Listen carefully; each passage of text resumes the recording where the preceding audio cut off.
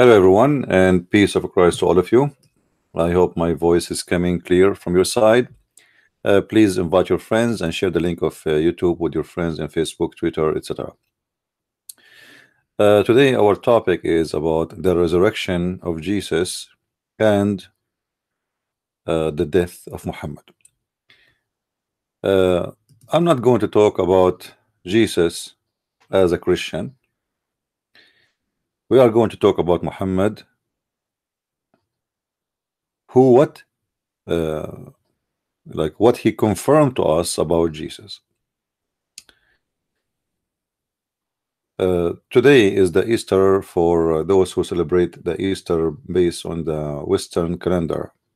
However, for me, I believe that the Eastern calendar is the accurate date for the Easter. And the reason for that, there is a miracle happen every year where light or fire come from the empty tomb of our Lord, which is based in the Eastern calendar. Uh, the Muslims,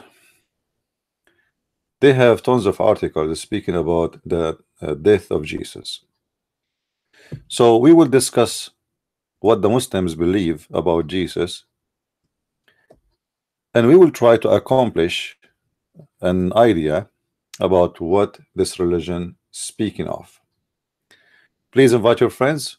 There is not many people here yet. I did not post my broadcast everywhere as usual yet, but I hope you will do, and we'll bring more people here so we can learn the truth, and the truth will set you free.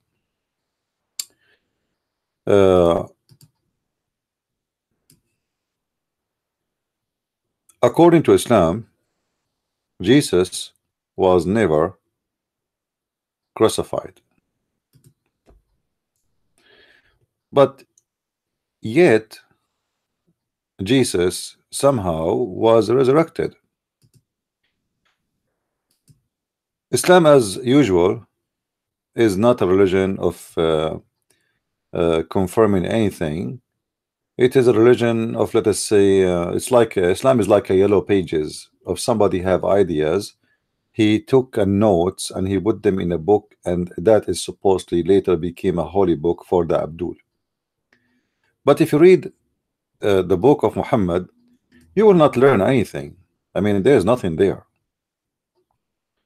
And the reason there is nothing there, because the one who he himself is teaching you, he is a thief and he do not know what he is talking about. You know, when you are a thief and you have no knowledge, then you cannot give details, because details will expose you. As long I don't have details, or you don't ask me about details, there's no way to know who I am. As an example, I can claim right now that I am an engineer. Okay, but if you start asking me about engineering, you will notice that this guy, he have no idea what he's talking about.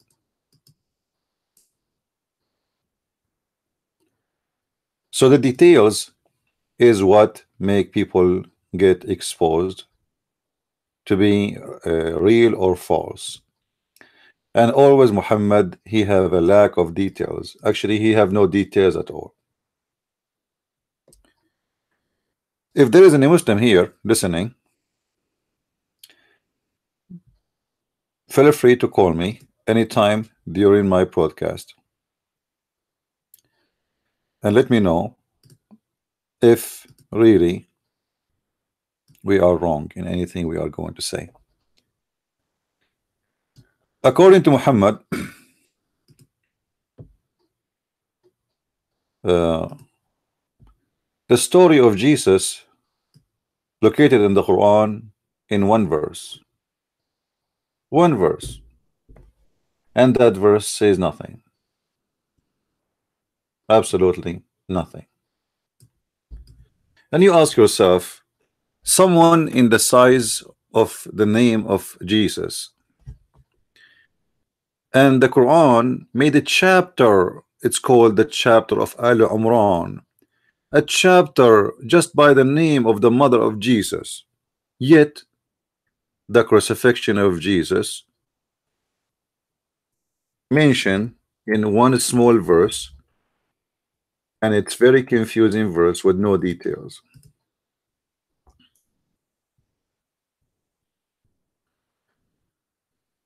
This is the verse about Jesus.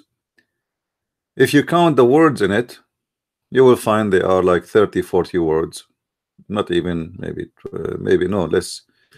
You know, like it's like you know, 7-8 words of a line for, you know, it's like hardly it's 35 words. And what the verse is saying is nothing. This is the only chapter in the Quran to speak about Jesus, chapter 4 verse number 157, when it's come to the crucifixion. But it teach nothing, it says nothing, it give nothing. The question why? You know, we mentioned to you many times before how Allah, the God of Islam, he have time to tell us silly, stupid stories. As an example, there is 7 guys who run away and they hide in the cave, and there's dog, he open his arms, and they flip their back to the right, flip their back to the left, and then they after 300 years, 310 years something, they woke up and they found themselves in different centuries, and the coins they change. I mean, what we learn from this story and what the benefit of the story. Or about Suleiman who walk in the valley of ants. By the way, I saw the valley of ants because we are in the Middle East, we have a lot of ants, and that's very well known. If you don't believe me, you can go right now and take ant airline, because we have, if you're going to go to the valley of ants, the Ant Valley have is an independent state right now. It's registered in the United Nations. They have a flag. It's called the flag of ants. So Suleiman, he took a flying carpet, he fly to the valley of ants, and then he land there and he walked with his army, and his army contained genie, human being, and birds, chickens, and ducks. Silly, stupid stories. There's no benefit of it and teach us nothing except it's a fiction story. What is the benefit of this story? If we take it from the Quran or we add it to the Quran, nothing will change. It's just fiction story. Muhammad, he took it from the legends of the Jews. Then when we come to see what happened to Jesus, we find no answer.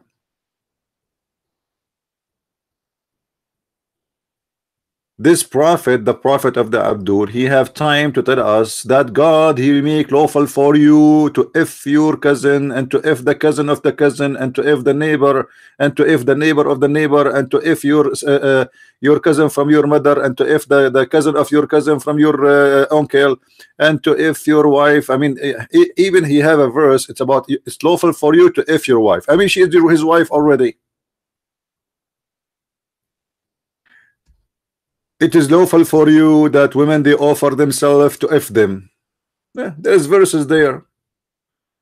But when it's come to Jesus, there's nothing. This is the prophet of God.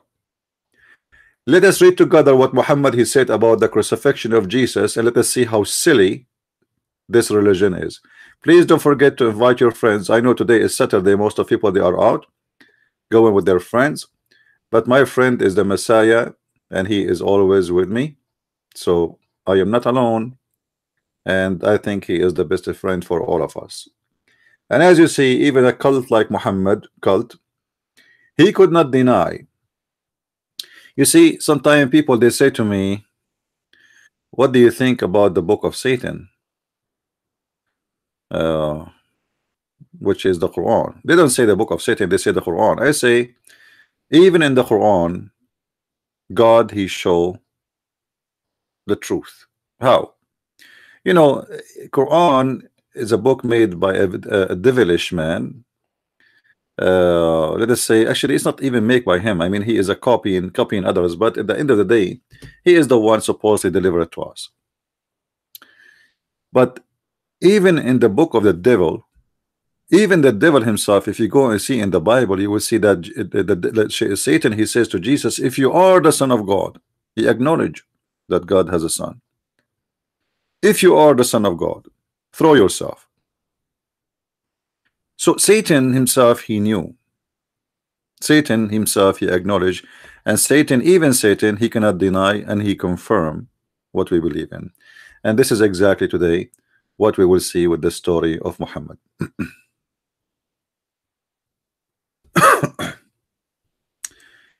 They said, read carefully with me, please. They said, who is the one? They said, supposedly the Jews. You know, like when people read something, they don't go really in the deep details. Most of people, they just like, okay, they say it and we go. No, let us stop here before we continue. They said, who? The Jews. Okay. So take a note. Take a note. The Jews, they said, we killed Jesus. It is not the Christians saying we, Muhammad, the Jews killed Jesus. It is the one who commit the crime admitting his crime. You see, in the world of a crimes and murder, if you commit a crime and you admit, that's it. There is no need for even a court. All what they need to do now is to give the final judgment. That's it. There's no trial. The trial is over. The guy, he admitted that he committed the crime. So the Jews, they said, we killed Jesus. The first question we should say or ask, why the Jews, they said we killed Jesus if they did not? Muhammad explained to us why the Jews, they said that. In fact, Muhammad claimed that the Jews, they killed Jesus, but the fact that no, the fact it's not him, it is the fake Jesus, the cloned one. So this verse confirms that the messenger of Allah, which the Jews say that they killed him, Allah says to them, but they killed him not, nor crucified him. So there was no killing, no crucifixion at all. But so it was made to appear to them.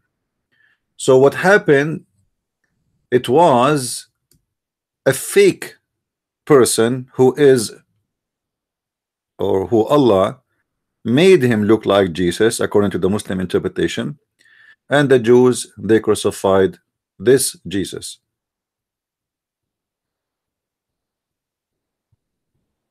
Here we need to stop and see how silly this statement is. You know, if somebody says to me that Jesus was crucified as a look but not as a person, and the one who appeared in his place in the look, someone, his name is whatever, and then I ask him, okay, who is the one who made this happen? He said to me, Allah. All right, so let us take a note. Let us take a note, please. Allah. Oh, we are typing in Arabic. Hold on. Remember, now we are trying to recognize Allah according to Muslims, not according to us. How and what Muslims they say about Allah, and the Quran itself is speaking about Allah right now. So what the Quran tells us about Allah by this, by confirming this? Allah play games.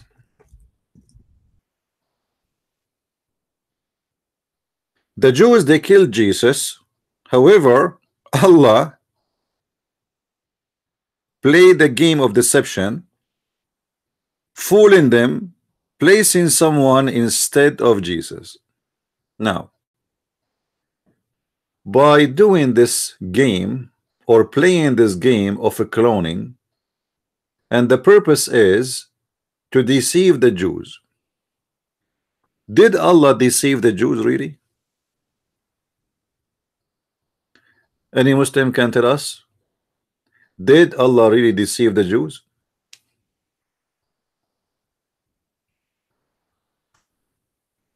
Muslims? Did he deceive the Jews when he cloned someone like Jesus? Who is the Muslim? Want to give me an answer?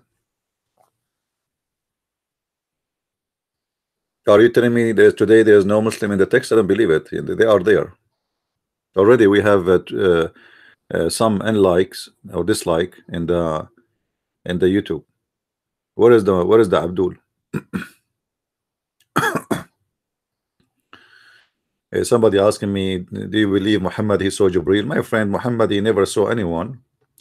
He never even have sex with his wives. The hadith says he imagined himself having sex with his wife. So you can imagine what he imagined. If somebody, even his sex have no witnesses, we find that his sex was alone. He imagined himself having sex with his wife, which means there's no women there. Have you ever heard of such a thing?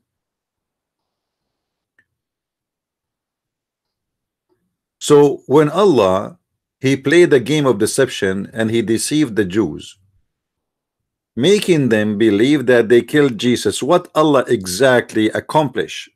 This is what I want to know. What is exactly the plan? Any Muslim can tell us what the plan? What the purpose of this? Who is a Muslim is willing to call us to our number, which is our name in Skype, which is Debate TV. Well, deceiver, okay, he mentioned in the Quran. This is why I have my book. It's called The Deception of Allah, the first and the second book, speaking of both of them about the deception of Allah, as you know. But this is now all the news. Allah, by deceiving the Jews, deceiving is the tool. Deception is not the purpose. Should be something else. There is a plan. What is next? So when Allah he deceived the Jews and he made them kill someone else, what was the purpose? If there is any Muslim in the bushes would like to explain to us this amazing, statement, what was the purpose of this deception? What Allah accomplished? I'm waiting for somebody to call me, because I don't want to give the answer from myself. I want you to hear the other side of the story, so maybe the Muslims can have their voice heard too. Because maybe Christian Prince he is not being fair, maybe Christian Prince is giving his own thoughts, but it's not what it is or what he's saying. Who is the Muslim want to call us? You see, we are not the same as the Deen Show. Call us at our phone number, but they never receive a phone call because they don't allow phone calls. I have my calling calls to the Deen Show many times, and it's recorded. It's in YouTube. How they refuse to let me go through, because nobody go through. Not only me, by the way. I think all the Muslims don't go through. You will see this guy. What his name? Useless. Yeah, use. I don't know what.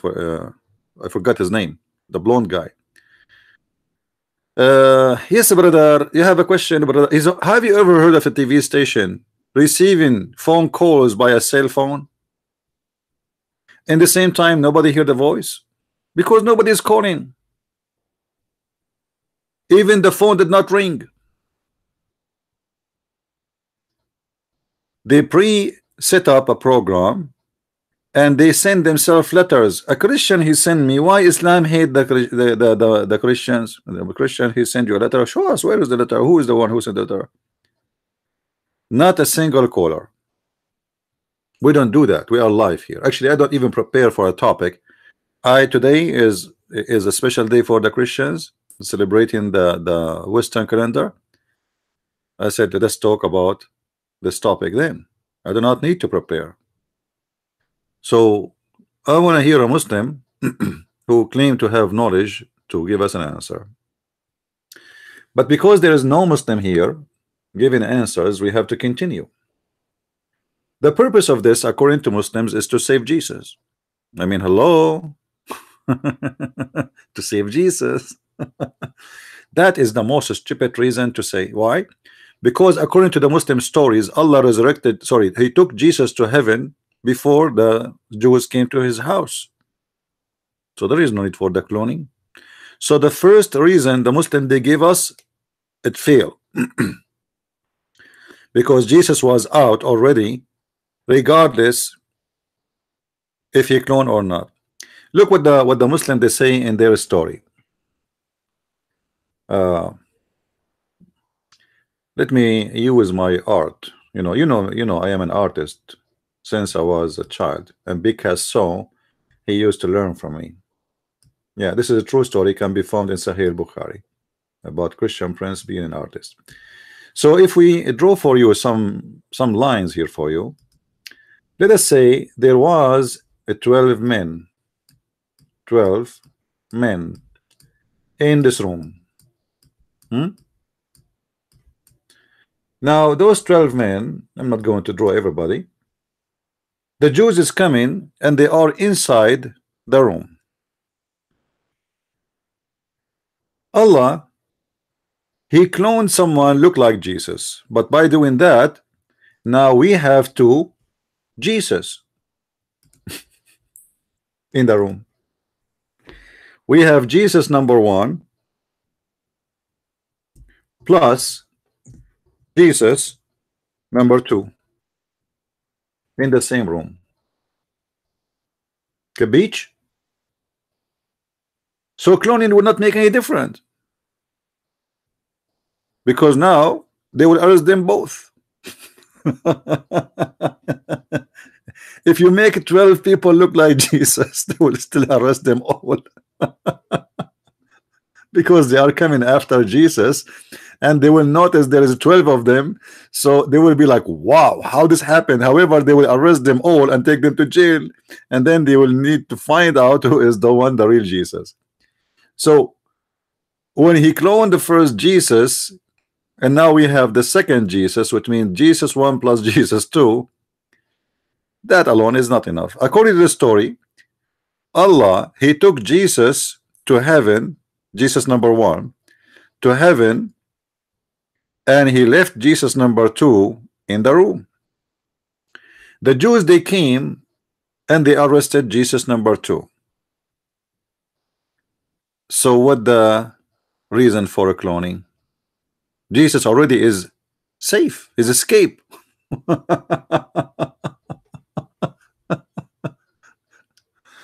I never ask a Muslim a question about the reason of doing this, except he said to me, to save Jesus. Brother, to save Jesus. Allah, he will not his prophet to be humiliated by the Jews. My brother, listen carefully. Jesus already saved. Based on your story, not my story. Based on your story, already Jesus in heaven. So what the purpose of the cloning? No purpose. Stupidity. Nobody want to use his brain. It looked like if a Muslim he used his brain, he got hurt. It hurt. What do you mean to save Jesus? Already Jesus is left up to heaven supposedly. So the cloning do nothing. Now based on this, as long the cloning was not to save Jesus, so what the cloning did? The cloning deceived the Jews. Is that right? No. The Jews, they were not deceived by this stupid story. Why? At the end of the day, the Jews don't believe in Jesus. So Jesus, it was him. Jesus was not him for the Jews. Okay, we got rid of the guy. We will not see him. He's gone, according to this Muslim story. Remember, I'm talking about, because now the true Jesus is in the sky. So the Jews, they accomplished the mission. You know what I mean? So the Jews, nothing happened to them. Like he did not save Jesus, and Jesus continued the mission, which is supposedly to preach the word of Allah. No. The Muslim Jesus is a coward, and his God is a coward. Both of them, they run away. Let us hide. The Jews is coming. So Allah, he gave a phone, WhatsApp to Isa. Hey Isa, Isa, get your balloon ready. Okay, get your balloon ready, and I'm going to come to resurrect you or take you to heaven. and I'm going to take you by the elevator, and don't worry, be happy, they will not catch you. Okay, Allah, where are we going to go? Do you want to move me to a different city? No, we will run me and you to the sky. They cannot reach out to us there because the Jews, they have connection. What?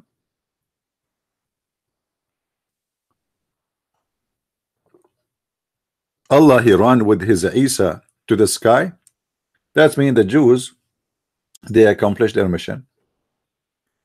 Now the deception based on this did not happen to the Jews, because the Jews, they will not bother. All what they know that they killed Jesus and they will not see him anymore, and they did not see him anymore according to the Quran and according to Muhammad's stories.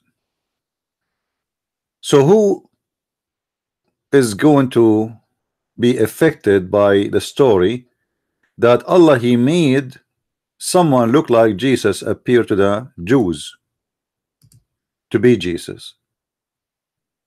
Who is the one who's going to be affected by this? It is the Christians, because based on this story, the Christians believe in the crucifixion of Jesus because Allah, the deceiver, made Jesus appear in the cross. The Muslims, the madness of Muhammadan, they say to you, Jesus did not die, friend. Jesus took up to heaven. Hold on. Don't blame me for believing that Jesus, he was on the cross. It was your stupid Allah who made me believe in this, and the verse in the front of your eyes. If Allah did not make someone look like Jesus, appear in the cross as Jesus, crucified as Jesus, killed as Jesus, bleed as Jesus, die as Jesus, then we will not believe that it was Jesus. So you smart Muslims, you blame the Christians for believing that this was Jesus when it is Allah who made us believe this is Jesus. Who can be a better cloner than Allah? Is that a Halloween game? Is that a horror movie? We put someone in the cross, but it is the fake one, and we make you believe it is the real one, and he look exactly the same. He have the same voice, he have the same eyes, he have the same hair, he have the same body. Even his mother, she stood in the front of him, she did not even notice that this is not his son. Huh? I mean, look how the cloning is perfect. Even the mother of Jesus, she did not notice that this is not Jesus.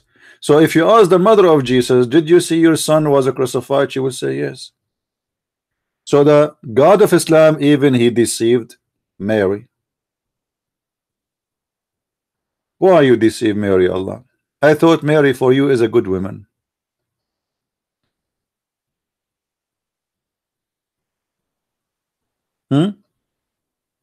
Why Allah he deceived Mary? Why Allah deceived everybody? Why Allah deceived more than 3 billion Christians, made them believe that Jesus was crucified, but in fact, according to Islam, he was not?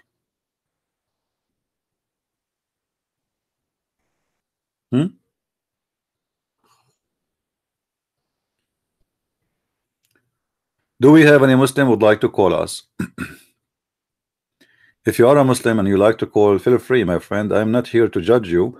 I am here to judge the teaching of the Quran. You are a Muslim, you are a victim. Call. Maybe you are wrong, maybe you are right.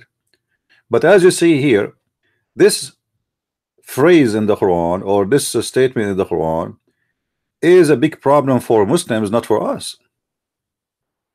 You just admitted that we are Christians because of Allah. Literally. Christianity does not exist if there is no crucifixion. You know, the crucifixion of Jesus is one of the major belief in Jesus. You take it out, you took a lot, you know, like almost we have nothing left. All right, let me answer. Hello? Hello, Siddhi. Hello, my friend. I'm calling from India. From India, you are welcome. I love Indian people. What do you wanna say to us? Yesterday in the debate, Yeah. with that guy Fawad, Yes. the last point you told about the that Adam was created in heaven and earth before he was created before earth and heaven was created. I didn't get a point, man. Actually, what was the point? What was the point? Means he also accepted the point, no? That yes, Adam was created even before the earth and the heaven were created. The point of me saying that, or the point of this creation? This creation. So, Yeah. what was the? You know, let us you know, please forgive me. We have a topic. We don't want to change the topic now to answer about that. We can finish this one, and then we can go to your question. But just to give you a fast answer, what is the purpose of Adam in Islam? There's no purpose. What is the purpose of Adam and Eve? What the purpose of you and me? What the purpose? The purpose of all of this, according to Muslims, that Allah created everything for the sake of Muhammad. So the stories, all of it is fabrication, just to sweet, to fit with someone. His name is Muhammad. I will give you more details after we finish this topic. And please, anyone want to call? Thank you for calling, my friend.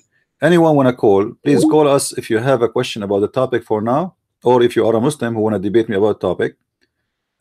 Don't change the topic. We want to finish it.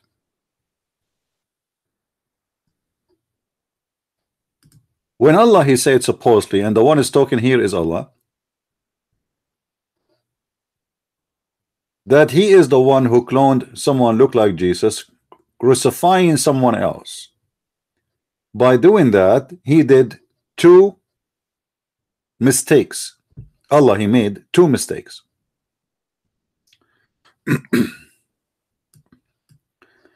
Who wanna give me the first mistake in the text? Let us see. Who of you is special? He have a special intelligence.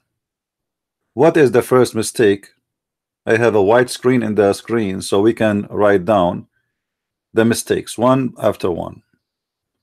What is the first mistake Allah he did in this story? Who knows? Two important mistakes. We learn he deceived people. We learn he is a deceiver. But there is now a result of the deception. This is the mistake I want to talk about. Deceiving is not the mistake as a purpose, or let us say as the plan. Supposedly Allah made a plan, right? So the plan is to save Jesus, but the plan did not work, because saving Jesus caused the people what? To believe in Jesus as God. If I am a Muslim and you tell me that there is a person, his name is Jesus, everybody die except him, he's alive. This is number one mistake. Jesus is alive. Okay, I need to ask myself why Jesus is alive.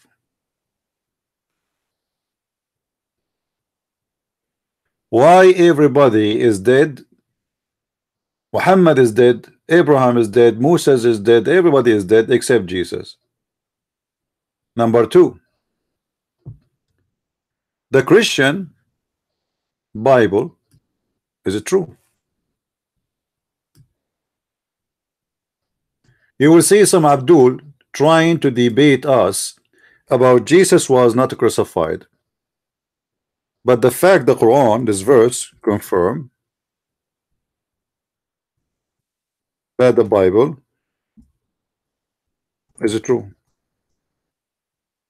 Why? Because this story confirm what is written in the Bible, that the apostles of Jesus and the people, they witnessed the crucifixion of Jesus. So the Bible did not lie and it's not corrupt. Those two facts are in the Bible. Jesus is alive, the Bible is true. Because when the Bible says that Jesus was crucified, those who wrote the Bible, they are witnessing for what they saw. and the true witness is the one who say what he saw. Correct? The witnesses, they are not God. They don't know that this God playing games. What they know that someone look exactly like Jesus in the cross of Jesus, and he is Jesus. So they wrote in the Bible that this is true. And the Quran confirmed that the Bible story about the crucifixion of Jesus is true. What the Quran confirmed too, that those who wrote the Bible, they are decent. What the Quran confirmed too, that the Christians, they became Christians believing in the crucifixion of Jesus because of the stupid Allah.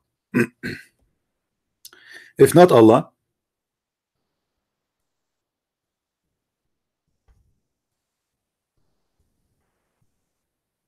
Allah, the text became so big here. Let us make it smaller. Okay, hold on.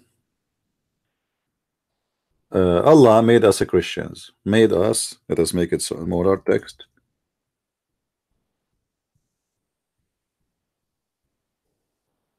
Allah made us Christians. This is what the Quran is saying.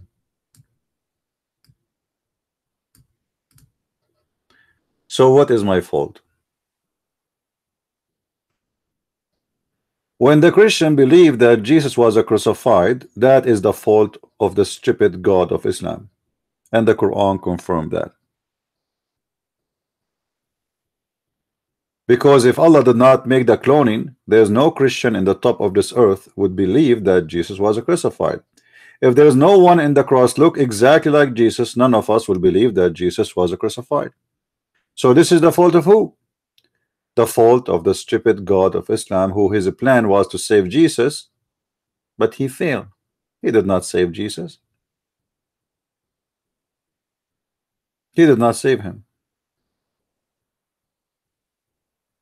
Because saving Jesus as a person is not important, supposedly, from saving the mission of Jesus, what is the mission of God. Why Allah he sent Jesus to this earth, according to the Muslims, to save us? He's a prophet of Allah. So now, by making Christians believe that he is God, adding one more reason for them to believe he is God. You see, the Quran confirmed that Jesus, he can resurrect people from death. Jesus, he can make the blind see. Jesus, he can tell you what you hide.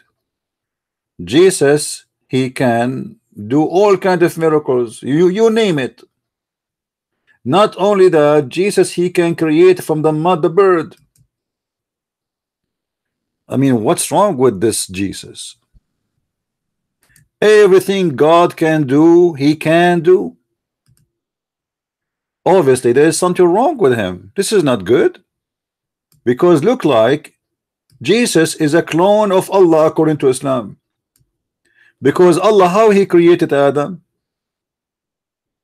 How Allah created Adam? He breathed into Adam. He made a fashion of a statues of a clay. And he breathed into him. And then Adam became Adam. This is how Jesus created the mud, the bird from the mud. So why?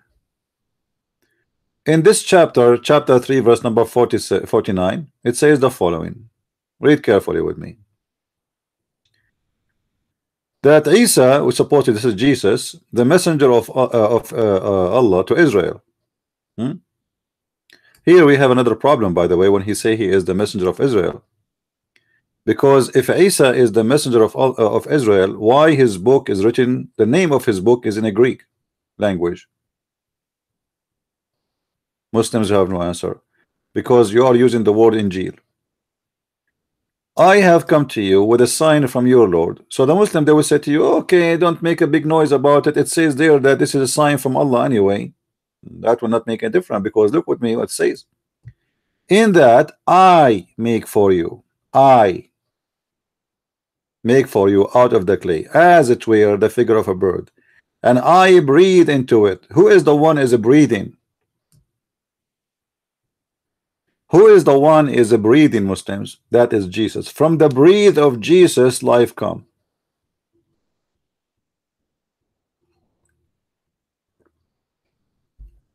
From the breath of Jesus, life is born. You have just a mud, and Jesus did not make a mud and say, "Oh Allah, please make the mud come back or come alive or make it a bird." No, he breathed. This is exactly supposedly what the Quran says about Allah, how he created Adam. He made a fashion of a clay, and then that clay, Allah he breathed into it, and it become Adam. That is your religion. The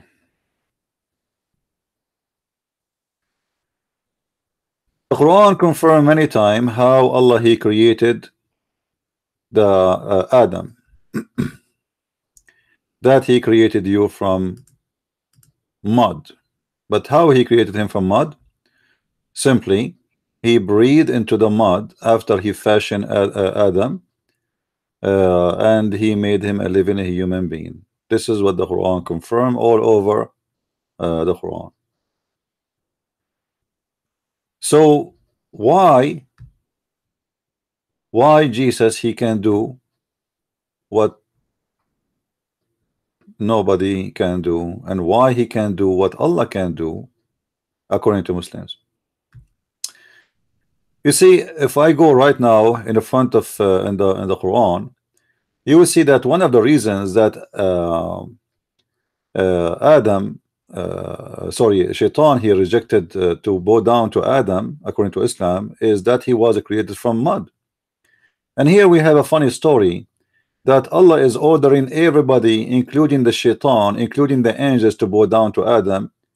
And Shaitan, he refused to bow down to Adam, and he says to him, "You made me from fire, you made him from mud. Why I want to bow down to him? And why I want to bow down to him anyway? He's right." That story is another stupid story Muhammad he came with, that Adam, and actually he took it from the Sabian. This is a Sabian story. Adam was accused by the angels that he is going to do mischievement, so Allah punished him. You see all those verses, chapter 17, verse number 61, you know, speaking about this story.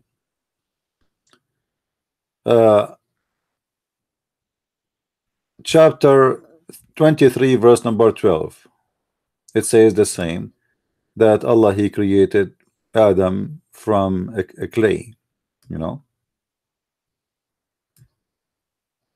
So Jesus and Allah, they can do the same thing. If I am exist in the time of Jesus the Muslim, not Jesus the Christ, you know, as we know him, and somebody tell me that there is a person, he makes somebody, or he make a clay as a living bird, that is not a miracle. That's astonishing. This is God. This is not something will make me believe that he is a prophet. I mean, why you give him the power of a creation? Make him the okay. Jesus, he can heal the leper. Okay, amazing, wonderful. Jesus, he can make the blind see. That's it. It's enough. He put his hand on the head of somebody or the eyes of somebody, and he have eyes again. You do not need to give him the power of creating life. That is dangerous, because now we have two people or two persons, both they are capable of doing the same thing, Allah and Jesus. The Muslim, they will say to you, well, this is done by the leave of Allah. It doesn't make any difference, my friend. As you see, Jesus have the ability. So you want to tell me Allah gave him the ability? This is not true. He have it. How you can share ability of a creation if this is your own ability? Can a creation ability be shared? No, no.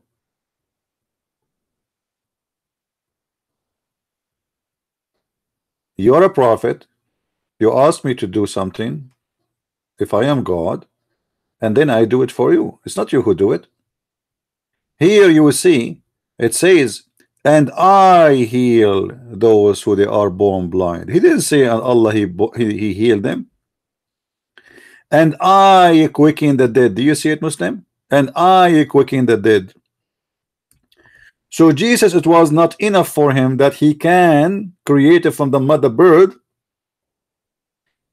The madness continue of Islam, that this Jesus, he is no one, he is just a prophet, but he can create from the mother bird, and he can quicken the dead.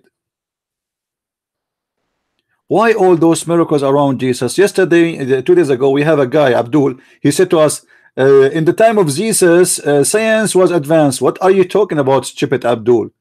The time of Jesus, 600 years before Muhammad, not 600 years after Muhammad. So science should be advanced in the time of Muhammad more. Imagine now and 600 years from now. Which science should be advanced? And as you see, Jesus did not use medicine. What medicine? Today in the year 2018, have you ever heard of somebody, he put some mud in your eyes and you can see right away if you are blind? Have you ever heard of somebody, he quickened the dead? Have you ever heard of somebody, he can make you heal by touching him? Have you ever heard of somebody, you know, I mean, what those people are to, what medicine? But because they could not find an excuse for their prophet, when their prophet was busy talking about the power of his penis, that his penis have the power of 40 men, Jesus was resurrecting dead people. When Muhammad having sex with a child, Jesus was healing the blind. While Muhammad was bragging about how many underwear he stole and how many women he raped, Jesus was healing women and men and children.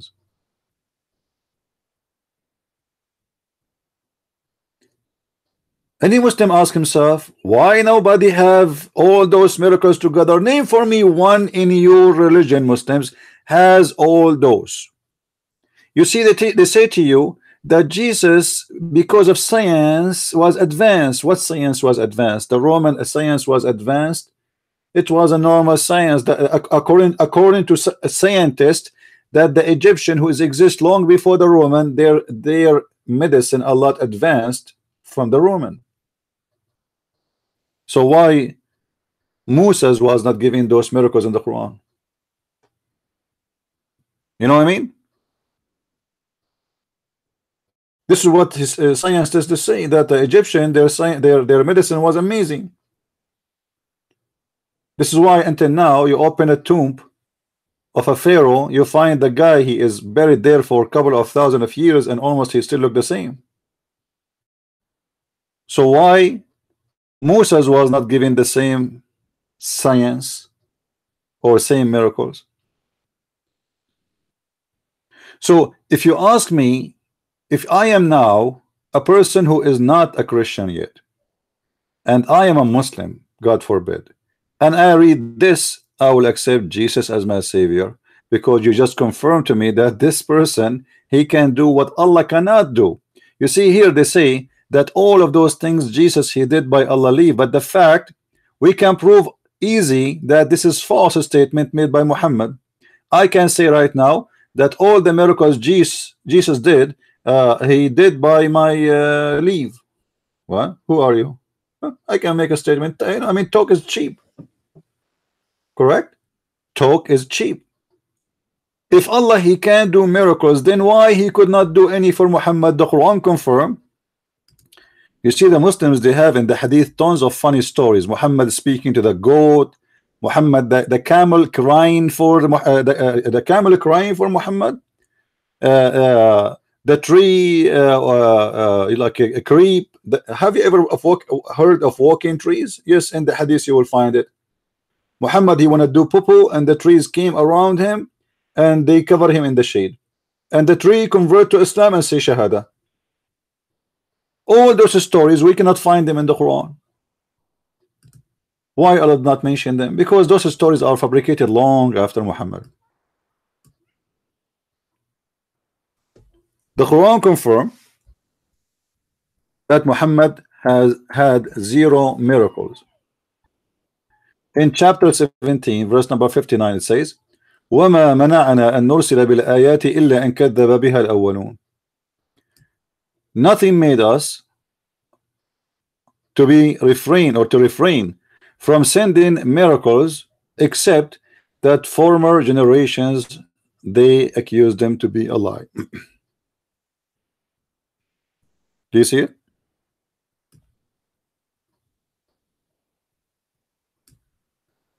The Quran confirmed that Muhammad have 0 miracles. He refrained. Allah, he refrained. But why Muhammad, he came with this statement? This is not Allah talking. There's no Allah.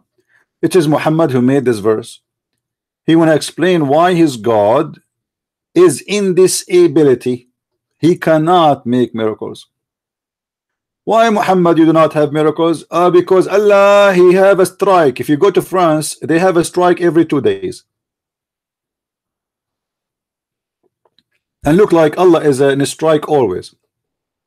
So because former generation, my friend, they did not believe in the miracle of Allah, so Allah now in strike. This is false. Former generation, you liar, they believe in the miracles. As you see, we believe in the miracles of Jesus, don't we? More than half of the population of the earth today believe in the miracle of Jesus. We are the biggest faith in this earth. So what do you mean former generation do not believe? And here he mentioned the story of a funny, stupid miracle. Allah, he made a she camel come out of a rock, and the she camel was pregnant with the 10-month-old she camel. I mean, all prophets before Muhammad, they were able to do miracle. Even the prophet who came before him, he made the rock a camel, and the rock became a camel or gave birth to a camel, and then that camel is pregnant with 10-month-old she camel. But Muhammad don't have any. Allah, he refrained. That's it. Don't talk about it.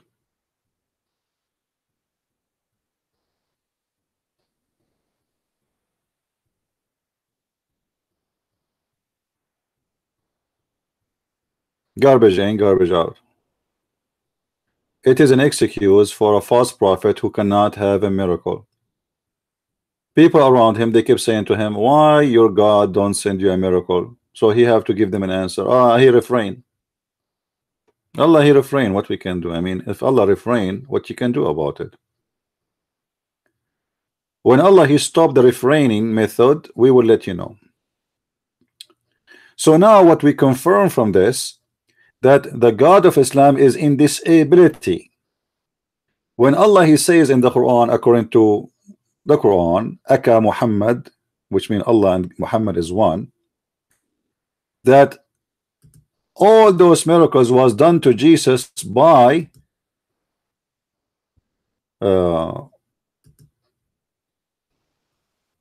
Allah, or by the leave of Allah. That's a lie. By the leave of Allah, there's no proof of it. Anyone can say by the, okay, Christian Prince, the education you have about Islam, I give it to you by my leave. Who is the one saying that? Shabir Ali. But Shabir Ali did not know even how to read 2 Arabic words.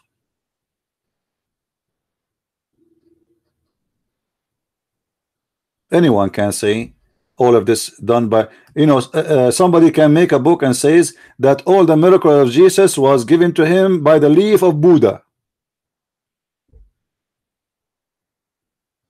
What? Yes, the Buddha, he gave him the miracle. You can make any claim you want. But what is confirmed here, that Jesus can do the following, Abdul.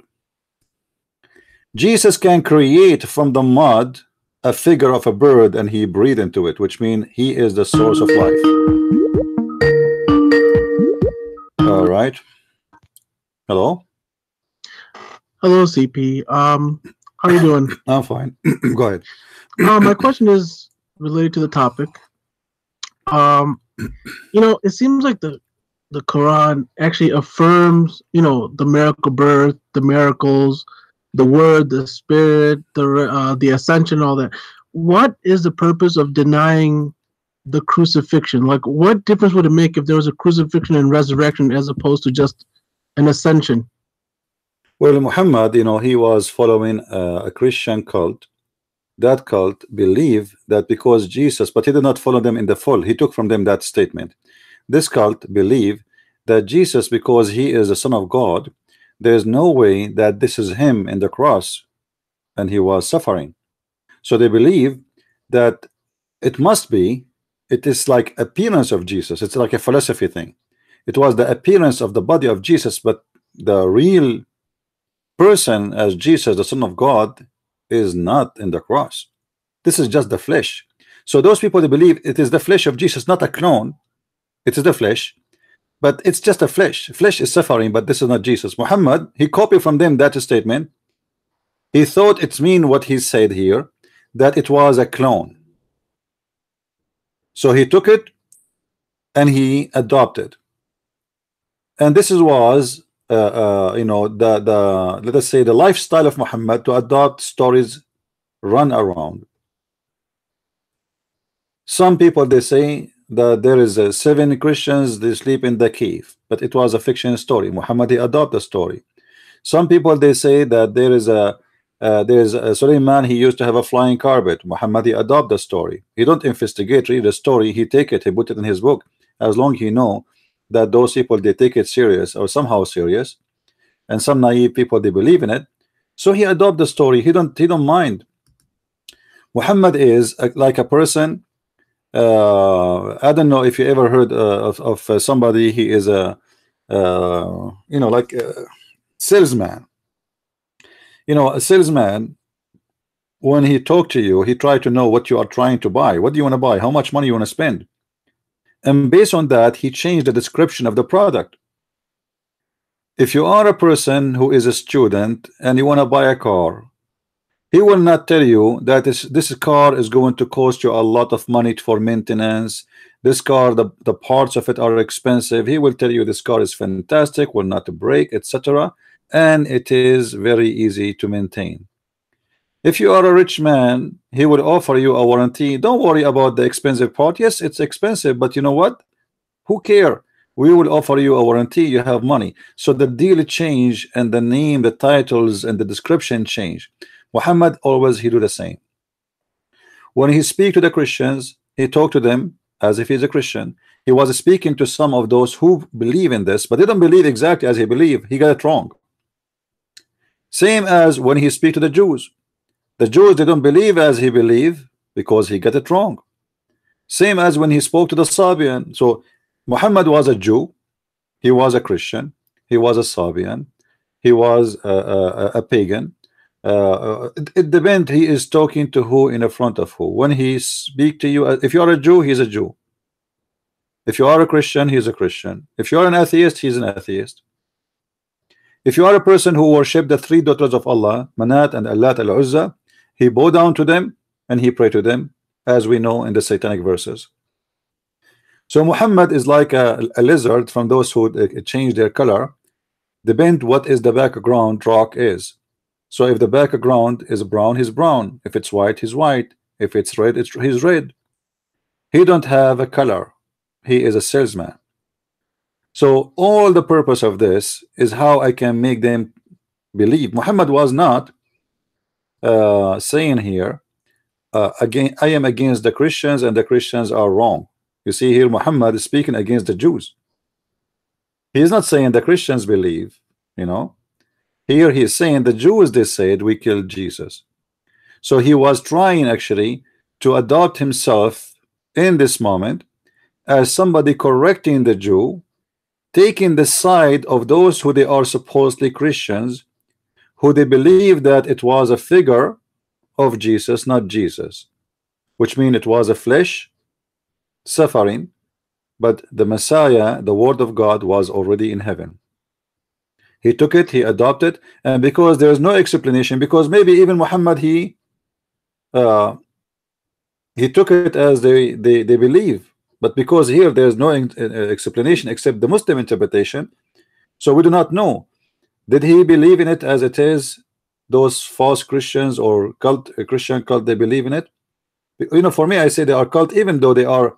They believe that Jesus is a crucified and resurrected, but you should not say it is not his flesh, or you should not say, oh, it was just a flesh and Jesus already is up in heaven, because this flesh is the flesh of Jesus anyway. So it was a wrong philosophy. Muhammad he adopted either by taking the story literally or by having his own understanding of what they believe. I hope I answered you. Yeah, it's actually very interesting. Do you? I mean, I think you have a very interesting theory on that, because this verse could have been revealed at a time where Muhammad had gone through many wars with Jews, and maybe he was trying to recruit some Christian allies, right? I mean, is there a way to know the order of the ayats in the Quran? Like, how would we know when what was revealed and in what you order? You can search in Google for something that's called Quran by the order of revelation. However, that order not necessarily to be accurate, because this is written long after, we do not know, but this is what the Muslims believe, that this is the order. But I don't trust any of this. I believe actually there's many chapters in the Quran, they are added later, you know, they are not even from the Quran. There's addition, but we cannot confirm anything, because nobody knows anything about Islam. You see, there is no Islam is disconnected religion.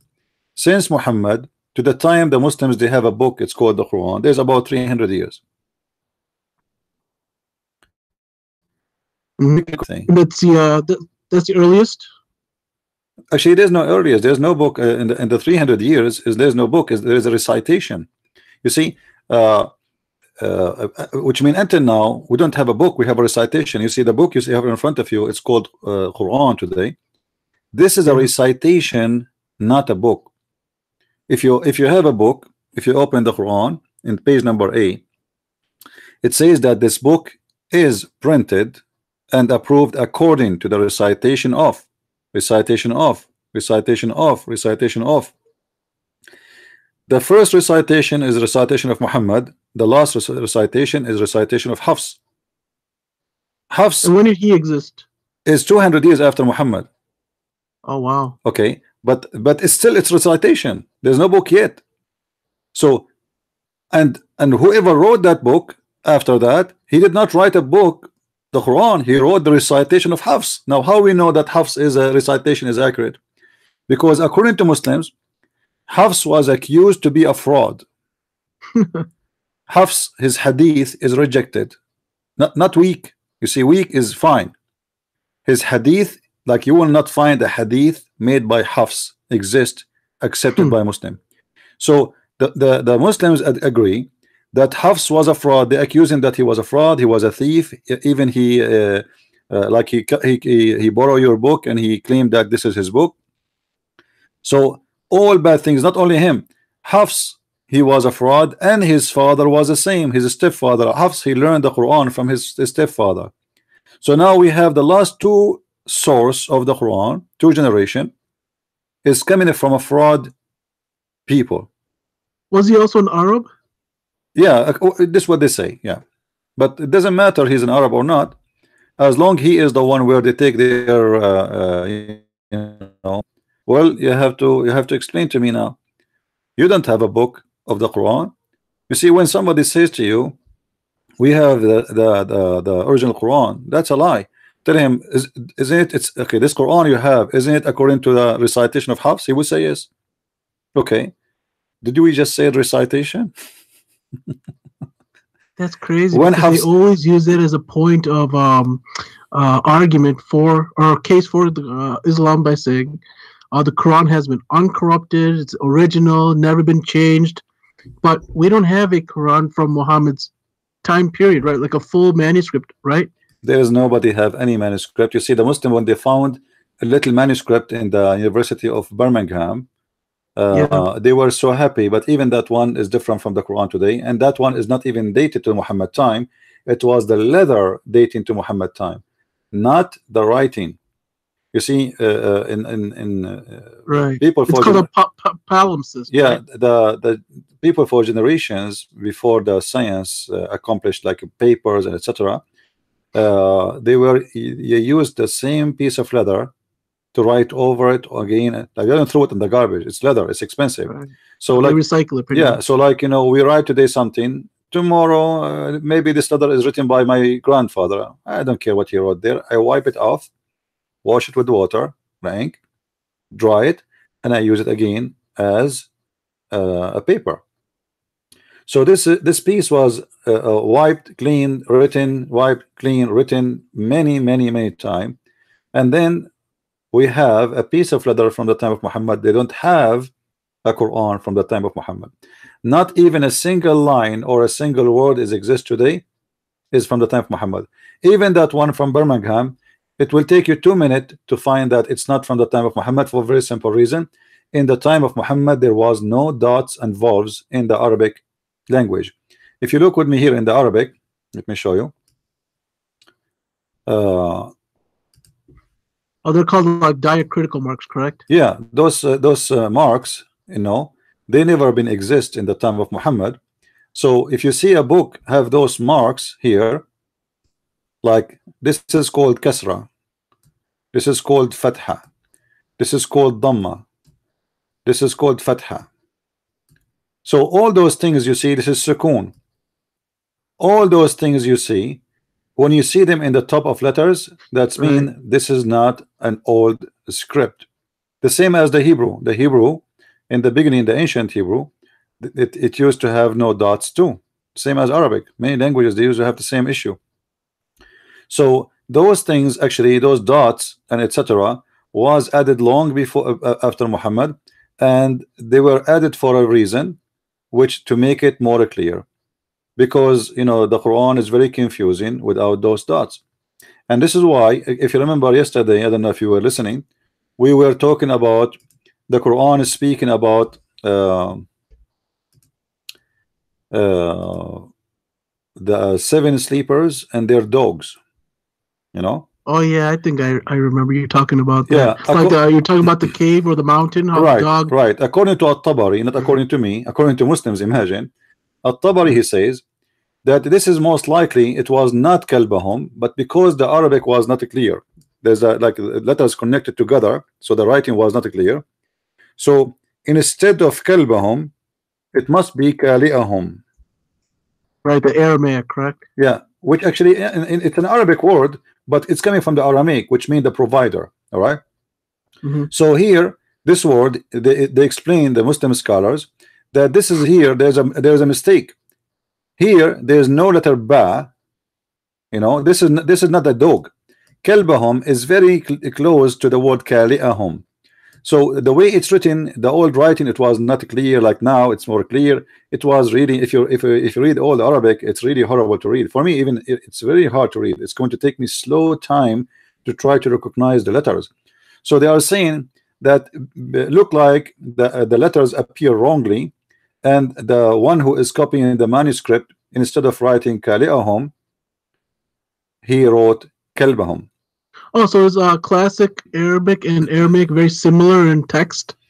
You know, Arabic is not the same as Aramaic, no, but it's born of it. Right, it's came like from it. Yeah, it's like there's a slow change. It's not. If you are a person who know Aramaic, you will notice how similar both are, because simply it's born from there. But Arabic is a collection of languages, not only Aramaic. But the major impact of a language, it was the Aramaic. Like, you know, those numbers, as an example, many people, they say to you that those numbers are Arabic numbers. Right, Arabic numerals, right? Yeah, those are Arabic numbers. The fact this is false. Those are Aramaic numbers. This is not sorry, not those are Indian numbers. Sorry, those Right. numbers here, those numbers, the one you use right now, which mean the English Latin numbers today, those are the Aramaic. Actually, this is the alphabet of the Aramaic. This is the alphabet. The Aramaic, their numbers are the same as alphabet in the same time. So it used to use both. So if you go and you read the old ancient Aramaic, you will find how much similar it is to the numbers you see in front of you on the screen. This is the and the Aramaic. Europeans just credit the Arabs for bringing it into Europe, right? Although Yeah, it's not yeah. Arabic But in this text. this is all is false. This is not true. You know, this Crazy is why how they try to brainwash you. This is why if you go and check where the Quran it says kahayas, Mhm. the Muslims, they have no idea what this kahayas mean. Everybody is guessing what it's mean. Kahayas, it's not really a word, but in the same time is written as a word. Chapter 19, verse number 1. If you read the translation of Muslims, there's no translation. Read. Kaf ha ya ain sad. What does that mean? Nothing. Nobody knows. Why? Because this was the alphabet of the Aramaic. Oh wow! Which is equal to numbers. If you have my book, you will see that kahayas is an alphabet of numbers, which mean code, mean that Christ is my Lord, Jesus is my Lord, is my God. So yeah, I did notice that in like almost every surah they have these weird. Yeah, but words. but remember here, which makes sense. This is in the chapter of Maryam, which means the chapter of Mary, the mother of Jesus. The first verse there, Jesus is my God. And Muhammad, because he did not know Aramaic, he took it, he put it there, he's just copying. You know? He just took it, he put it there. Well, what's their explanation? Like, what's the Muslim explanation for these random words in the first? Everybody try his best to give you his interpretation for it, but most of Muslims, they agree that Allah knows best. Which means nobody knows what it's mean, you know? Oh my goodness. Yeah. I also found it interesting how, you know, Allah in the Quran is having a conversation with Isa, right? But it's in Arabic. So it's like Jesus never spoke Arabic, but there's a conversation of Allah and Jesus in Arabic. We can let it go. We can say maybe okay, now they are translating for us in Arabic. Allah is translating for us, let's say. What is the conversation between him and Jesus? This is not really an issue. But the issue is the conversation itself is more stupid because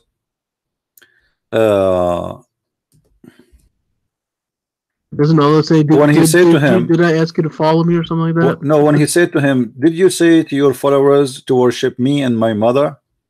I mean, the conversation here is either stupid or stupid, because why you are asking Jesus if he asked his followers, if he did ask his followers to worship him and his mother, if you know, read with me. وإذ قال الله يا عيسى ابن مريم أأنت قلت للناس اتخذوني وأمي إلهين من دون الله. Translation, chapter 5 verse 116. And behold, Allah will say, and here you see it doesn't say will say. This is why I say don't accept Muslim translation. It does not say وإذ قال الله, and when Allah he said, which means he said already, O Jesus, son of Mary, didst thou say unto men, worship me and my mother? Look what Jesus said to Allah. He said to him, are you stupid? It's in front of your eyes, Muslims. This is the conversation Jesus said to him. He said, glory to thee, never could I say, I had no right to say I had said such a thing, though would indeed know have you have, you know, you will know it if I said that. Why you are asking me? You know, so who is the idiot here? It's like two friends having a conversation. Yeah, he's saying to him, well, if I have said that, you will know. So what is the purpose of this question? So Allah pretty much asked a question that he knew the answer to. Yeah, it's like a drama comedy. I mean, why you are asking the guy if you know? Just say Jesus never said that to you. But here, and the Muslims, to cover the ass of Muhammad, they say to you, behold, Allah will say. What do you mean Allah will say? It says إِذْ قَالَ اللَّهُ. He qala in the past, he said. He said that already. You change the translation. You see, the Muslims translation is like a comedy movie. Everybody give you, look here, look how that one, he said Allah will speak to Jesus, and look here, it says, and when Allah says. Oh, is this in the future? It is, no, it says qala, he said to him, he spoke to him already, he questioned him. And why Allah will ask him in the future anyway? Because if this is the question is going to be in the future, it said already here. Right. You know what the point of this question? If this will be in the future, that will be even more stupid, because you are telling us what Allah will ask Jesus at the judgment day. And Jesus until now he did not read the verse. Jesus, remember, is alive, you know. So Jesus, this is a question Allah will ask him at the end of the time, and Jesus is the last one to know what they will ask him. Yeah, it doesn't make any sense. But you know what in Islam anyway makes sense. It's a stupid religion. Right. I mean, it's a good thing that that era of the crucifixion was made in the Quran, because that's a lot. That's a very common conversation point between Christians and Muslims. You know. You know, the crucifixion for me in the Quran is very important to speak about, because it confirmed that we are right. If the Christian they were wrong, then that verse should say that they are wrong. The verse here does not say the Christian are wrong. The verse says that the Bible is true. The Christian believe that Jesus was a crucifixion. Is it true? And what happened? Did you watch a series of it's called Mr. Monk? No, I haven't. You should watch it. It's like this guy. He is a detective, and when he is very smart supposedly. And when a crime happened, he say, this is what happened. So let us do it the same way. This is what happened. Allah, he fabricated someone look like Jesus. And then the fabricated Jesus was replaced with the real Jesus. Then the Christians, they saw the fabricated Jesus instead of real Jesus, and they believe that the fabricated Jesus is Jesus. So to make it simple for you and not to be complicated, Jesus was not Jesus. However, what Jesus was crucified, but it was not the real Jesus, for the real Jesus was not Jesus. However, it is Jesus in the look, but it's not Jesus. I think it's very clear. So the real Jesus was in heaven, while the fake Jesus was in the cross. So the Christians, because they saw the fake Jesus in the cross, they thought this is the real Jesus, and they believe it is the real Jesus, and they put in their book it is Jesus. So who is the fault? The fault of who? To write in the Bible that this is the true Jesus. Wow. It is the fault of Allah. The true witness is the one who he say what he saw, right? If I go to the court and you ask me, did you see this guy killing this guy? I say yes. Now if God is playing games and making this guy appear like someone, this is not my business. How I know? I just said what I saw. I am an honest man witnessing for what I saw. So what the verse here confirming that the stupid religion of Islam confirmed to us that the Christian witness for a true crucifixion. You see here it says it was made to appear to them. If we go and see the interpretation of this verse, they will say that Allah, he made them see Jesus in the cross. So it confirmed, he deceived them. Yeah, it confirmed a true vision of Jesus. So they did not lie when they say we saw Jesus in the cross. Right. The liar here, the only liar in this story is Allah. Oh my God! I mean, it's amazing to me how they haven't, how the believers, you know, they instead of memorizing and reciting, they should actually read word for word and try to logically, you know, see what it really means. You see, the story is very simple. Here, the Islam is confirming the Jews saying what they did, which means the killing. They say we killed Jesus. Islam does not say the Jews that lie about this. They say they are wrong. Allah, he wronged them. Allah, he, you know, fabricated Jesus. So this verse confirmed two things: the honesty of the criminal who he admit he committed the crime, and the honesty of the witnesses who witnessed the crime. and the dishonesty or the deception of the one who made this all happen together, which is Allah supposedly. So this verse actually alone is enough to prove to us that Islam is a false satanic religion.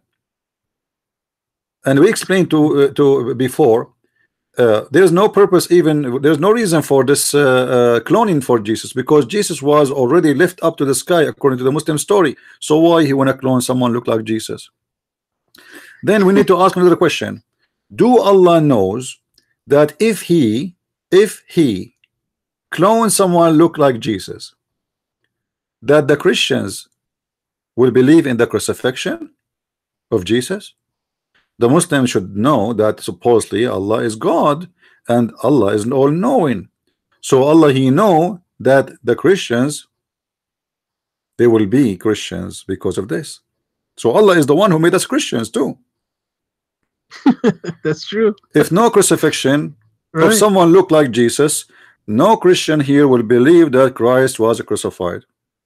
So the plan of Allah was stupid.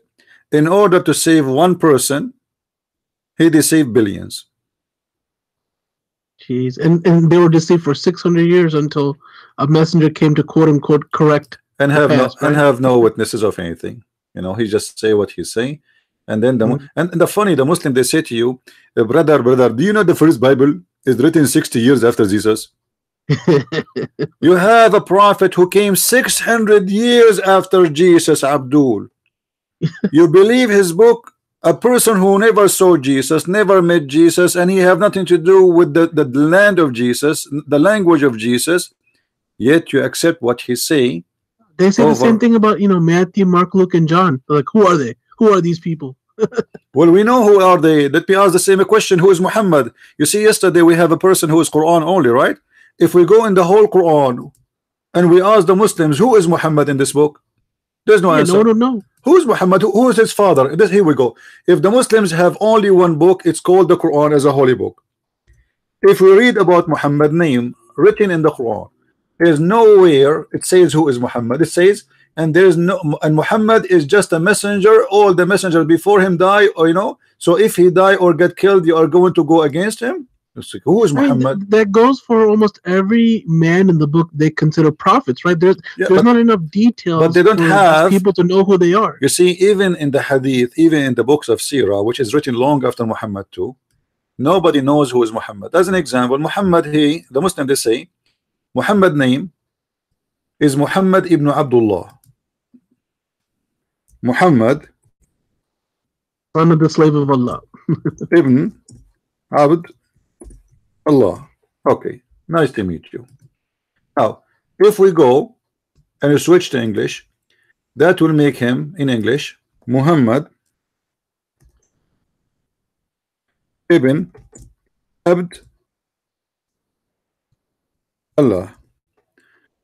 If we ask the Muslims, is Muhammad father a believer in Allah? They will say no. How, for God's sake, he is the son of a man, his name, the slave of Allah, Abdullah mean the slave of Allah, but yet this man, he don't believe in Allah, and he will go to hell. Yeah. Most That's likely, the real name of Muhammad's father is Abdullah. You see, all his uncles, they have a name of a slave of one of the pagan gods. Al-Muttalib, like his grandfather, his uncles, all of them, Abdul Uzza, Abdul Manat, Abdullah. Yeah. Most Those are likely, the three idols, right? yeah, most likely, his father is Abdullah, not Abdullah. But it was very embarrassing for the Muslims to call their prophet by the name of Abdullah, and yet he claimed to be the messenger of God. So they changed it from Abdullah to Abdullah. However, there's nothing about Muhammad. There's no proof. There's nothing. Nobody knows who is this guy. Right. You don't even have like a setting, a time, Not a only place, this. you know? Not only this. What about we asked them the same story about names mentioned in the Quran? Right, like in Adam, in the right, or anyone Quran. else. No, I'm not going to ask who is Adam because suppose he's the first man. So if we ask them who is Idris, who is Idris, they don't know. Who is Saleh? Saleh who? Who is Saleh? Who is this guy Saleh? We don't know. Who is Saleh? And don't you always hear these people say, "Oh, we love and respect the prophets more than you do"? Who is Al But you don't Khudr? even know them. Who is Al Khudr? Who is Dhul Qurnayn? I mean, have you ever heard of man? His name is the man with the two horn. Is that a name? Sounds like a beast. Muslims, is that a name? Have you ever heard of a man? His name. This is cannot be a name. Who is Dhul Qurnayn? I want to know. And Abdul is in the bushes. So when the Muslims speak about names and people, who are they? Well, they should look. Let me show you the stupidity of the Quran in 2 seconds. Chapter 18, verse number 83, saying the following, and this is the Muslim translation, be my witness, everybody. All right. They asked thee about Dhul Qurnayn. People are asking, the Jews, actually, it was the Jews who got Muhammad busted. The Jews, they came to Muhammad. Muhammad was the joke of the town. The Jews, they make fun of him. They came to him, they said to him, there is a prophet, his name is Dhul Qurnayn. What do you know about him? Muhammad, he believes is a prophet, the idiot.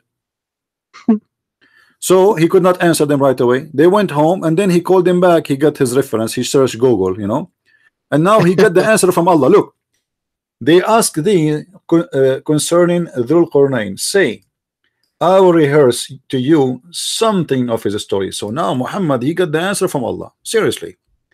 Verily, we establish his power on earth. They are asking you who is he, not who what he did. Even the answer is stupid. Who is Dhul Qurnayn? We establish his power in the earth. Everybody knows this is the name of Dhul Qurnayn is very well known in the Middle East about Alexander the Great. Why? Because those Roman, they used to have a helmet, have two horns in it, especially the king. So he was called the man with the two horns. That's all. But this is not his name. Yeah. So now we want to establish for you knowledge about him. And here we go. Muhammad start doing poo-poo. This man, he followed away until when he reached the setting of the sun, he found that sitting in a spring of murky water. Here we go. Now Allah is giving us answers of history. Dhul Qurnayn, he found where the sun set in the murky water. Is he considered a prophet? He's considered as a prophet, yeah, because you see here, Allah speak to him directly, and Allah guide him. You know, we accomplish for him the power. I mean, what's their idea of what a prophet is? Do they know what a prophet even is? Well, it doesn't matter, you see, because Dhul Qurnayn was a famous warrior, so he must be a Muslim. You know, he killed a lot of people, he raped a lot of people, and he was a bisexual. And he was a bisexual. By action, right? Yeah, and he was a bisexual, so obviously he was a prophet. So here you will see, and the funny, Allah, he spoke to Dhul Qurnayn, but he never spoke to Muhammad. Yeah, it's true. You know, I mean, in the Bible, you see God having some sort of communication, direct communication with all the patriarchs, right? But you don't see that with Muhammad. You know, God, he have for us as a Christian, we believe that God, it's possible to communicate with every one of us, Right? if we want to listen to him. However, in Islam, there's something unique. Muhammad, he never received the one verse from his God directly, according to Muslims, and all Muslims agree that he received all what he have from a delivery guy. His name is Jibreel. Delivery guy. And the delivery guy, he always come in the wrong time. As an example, if you remember, we showed you the story about Al-Fatiha, where Al-Fatiha delivered to Muhammad during the poo-poo time. You know, each time Muhammad, you want to go out to do poo-poo, the delivery guy, he said to him, Muhammad, and Muhammad, he ran away. I mean, and the funny, the Muslim, they said to me, this doesn't say he is going to go to poo-poo. Oh, hold on. It says each time, he said, it says each time he went out, that okay, what do you mean each time he went out? That's mean each time he went out. If this is not about poo-poo, that would be even funny. Each time he get out, Muhammad, he heard the voice of Muhammad, he run. How many times a day he do it? Like what, Muhammad was going out during the day, like one time a day? You know, there's no way. His house was one room, and you have to get out. So what do you mean each time he went out, he hear a voice and he run? And why Muhammad, like imagine a guy, you see him in the street and he's running, but there's nobody chasing him. Muhammad, he heard a voice. That is a sign of madness. This is not a sign of a prophethood. Why Mary, when she heard the angel, she did not run? You know, according to Islam, the angel, he came to Mary, or the spirit of Allah, and he said to her, "Oh Mary." Okay, why Mary, when she heard the voice, she did not run? And Jibril is the only quote unquote spirit / angel, right? In the entire Quran. Well, you know, no, there is a Quran, like I mentioned, like Jibril and Mikael. You know, those are angels copied from the Jews too. But in Islam, there is many angels, and everyone he have different job. Like they have Azrael, they have Israfil. As an example, Azrael is the one who is in charge of death. Israel is the one, he is in charge, you know, by protecting the board. Allah have a board. Is there an English equivalent to that word, to that name? All those stories, all those names are coming from Jewish background, or Sabian, or even from the Christians. It's a collection, you know, legends, right? Legends and myths. Some is true names, which is coming from a real source, and some it's coming from, like if you go as an example, the story of Harut and Marut. Cain and Abel, right? Harut are, Cain and Abel are not angels. Harut and Marut are two angels who Allah sent down in the Babylon tower. And you can tell here right away how the story and where the story is coming from by mentioning the Babylon tower. In chapter 2, verse number 102, it says, "And follow that which the devils falsely related against the kingdom of Solomon. Solomon disbelieved not, but the devils disbelieved, teaching mankind magic, and that which was revealed into the angels in the Babylon." You see, the Babel tower. Harut and Marut. So the Quran confirmed that those are two angels. One, his name is Marut, and one, his name is Harut. Now those are not coming from the names are coming from the look at the location, the Babylon. Those are names coming from Persia. Oh wow. And north of Iraq. Yes. So Harut and Marut both are two angels. They are in charge of magic. Now if we go and read the story about Harut and Marut, you will find that Islamic resource believe that those are two angels. They accuse, if you remember where the Quran says that the angels, they said to Allah, "Are you going to create someone do mischievement?" So he said to them, "Okay, you know what, if I send you two, you will do mischievement too." So he said to them, "Bring me two angels, the best of yours, and I will give them the nature of a human being," which means the desire and the temptation, and we will see if you will do what Adam and his children will do. So they choose Harut and Marut, and then Allah, he sent them in a mission down to the earth, as we said, to see if they will be tempted or not. And then a woman, her name is Al-Zuhra, which is you know, what her name in English, Venus, which is a Greek, which is a Greek goddess of a beauty and sexuality. So Zuhra, she came to them and she seduced them to sleep with her. And to make the story simple, at the end they slept with her, and she made them leave Islam, the two angels, which is funny. And then they, not only that, they gave her the password to pass through the heaven. And when she was going up to the sky, you know, yeah, this is not my statement, you know. I can, you know what, give me a minute, I will hang up on you. Let me pull up the resource, even though that we are going out a little bit from the topic. I see somebody trying to call, and you can call me back if you don't mind, and I will show this in the screen. All right. Yeah, that's cool. That's cool. Thank you, my friend. Thank you. Thank you. Thank you. If the guy is trying to call he's a Muslim, please go ahead. Here we go. We hang up just for you. All right.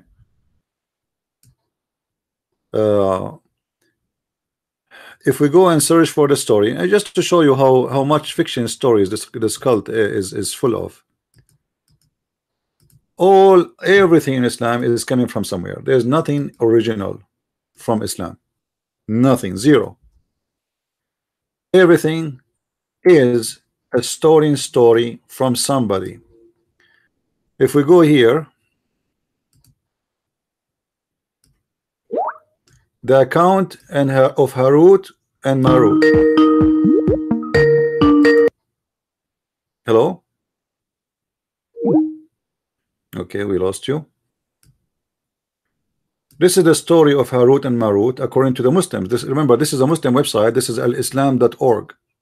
I have nothing to do with it. So don't tell me, you know, this is your story, this is your Islam website, etc.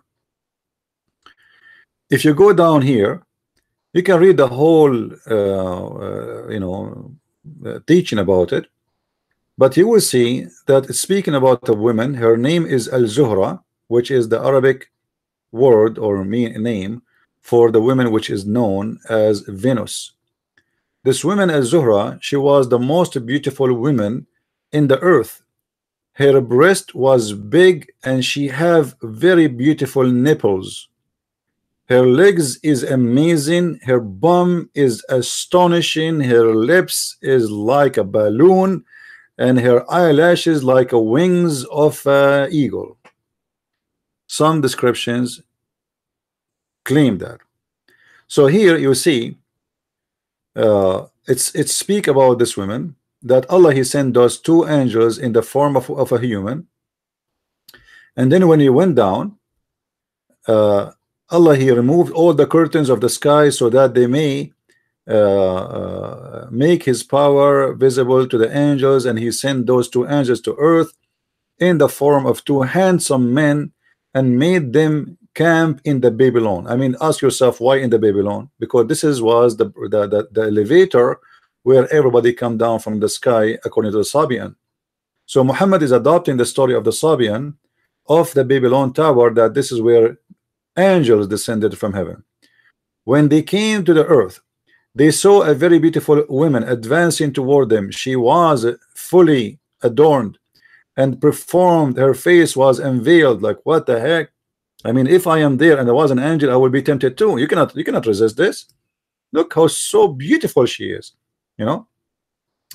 And then the angels had a thought about the women, which means the angels now get horny. Have you ever heard of this? Angels are getting horny, they want to have sex, and then they were forbidden from they discuss it between themselves, like, should we sleep with her? What do you think, man? Look at her, look at this, look at, she is so hot. Man, two angels now, they are first time discussing how they can be a teenage, a chasing, and two after one woman. Like, imagine here, this is orgy sex, party sex. Two angels, one woman. I mean, why you don't send two women? I mean, how decent those angels to the point they want to both sleep with one woman in the same time. Amazing. So suddenly the angels turn to be a bunch of trashy people who want to have sex with the women in the same time, and I cannot explain that. After walking a few steps, passion overpowered them, etc. So etc. To make it simple, you can read the story by yourself. They slept with this woman, and then she gave them the passcode. Oh, sorry, they gave her the passcode to heaven. And when she was descending to heaven, Allah He got the news that she is coming. So Allah He cursed her, and He made her the planet Venus. Obviously, this is a true story. As you see in the front of you. Do you see it? Even they say this is the star Venus. This is a star Venus, was very beautiful woman. She had gone to one of those two angels for obtaining some kind of decision. At the very first sight of her, that angel fell in love with her, and he told her that the truth. is with you, and my judgment will be in you forever, etc. So this is Venus with this is the Muslim talking, not me. This is not me talking. And then after they gave her the code, the passcode, after having sex with her, bang bang, bing bing, wong wong, wing wing, you name it, then and they killed the boy and they killed the man, blah blah blah, and she made them leave Islam and convert to her God. They gave her the passcode to heaven. They refused. Look here, they refused to teach the women how to go to heaven, and she in return did not fulfill the desire, which means she did not take off her panty. All right, she have a deal with them. If you want me to take off my panty for you, you have to teach me how to go to heaven. Well, in the beginning they refused, but then at the end they decide to do it. So then, in order, etc., blah blah blah, and then when this woman, she went to heaven, the two stood wide-eyed. Allah turned the women into a form of a star. Do you see it? So when you tell me where Islam's story is coming from, Islam's story is a collection of the Greeks mythology, Christian cults stories, Jewish legends, pagans, you name it. It's a collection of everything. Now I don't know why. I mean, why this Venus is not coming to me? I mean, this is not even fair. You see, every day I read for you stories about Venus come to this guy, Venus come to this guy. This guy, did you see the story in the other day? The guy, the beautiful genie woman, she come to his room. She chase him in the bedroom, in the bathroom. I mean, why those female genie are not coming to me? I read the stories, I got nothing of it. I mean, it's not even fair. Do we have any Muslim would like to call?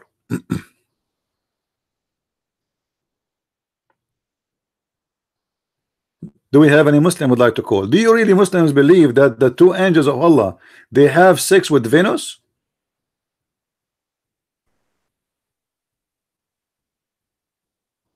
Huh? Venus William? Who is Venus William? I hope she is not something scary. Who's that? Do we have any Muslim would like to call?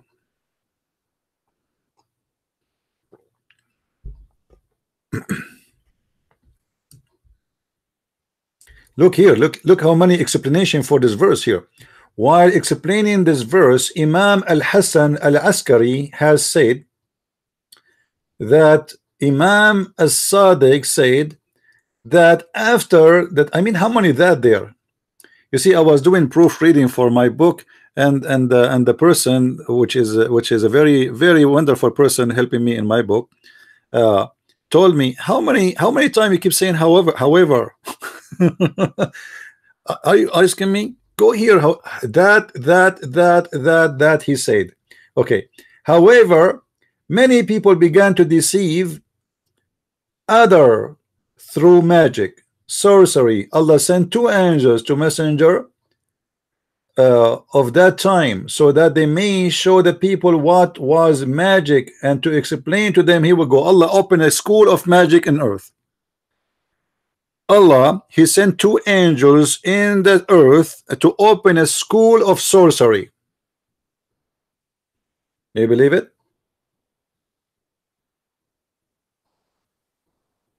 That's astonishing.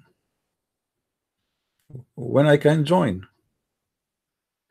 Imagine, guys, if I can join this school, and then I see a woman in the front of me, and she is so beautiful, and I do my magic. Right away, she see me very handsome, like Ahmadinejad, or like Yasser Arafat, and right away she will be in love with me. I mean, like, look at him, he looked like Yasser Arafat. He looked like Yasser Arafat, unbelievable, you know. And right away she will be in love with me. I want to go and join this school. I mean, where this school? Somebody search for me the school of Harut and Marut? It's in the Babylon. Allah opened a school of sorcery to teach us magic. and the teachers are angels. I mean, this is a very high qualification. By the way, do they have a PhD in magic or master degree? I mean, this is Islam. What magic? What you know? I remember first time this guy, what his name?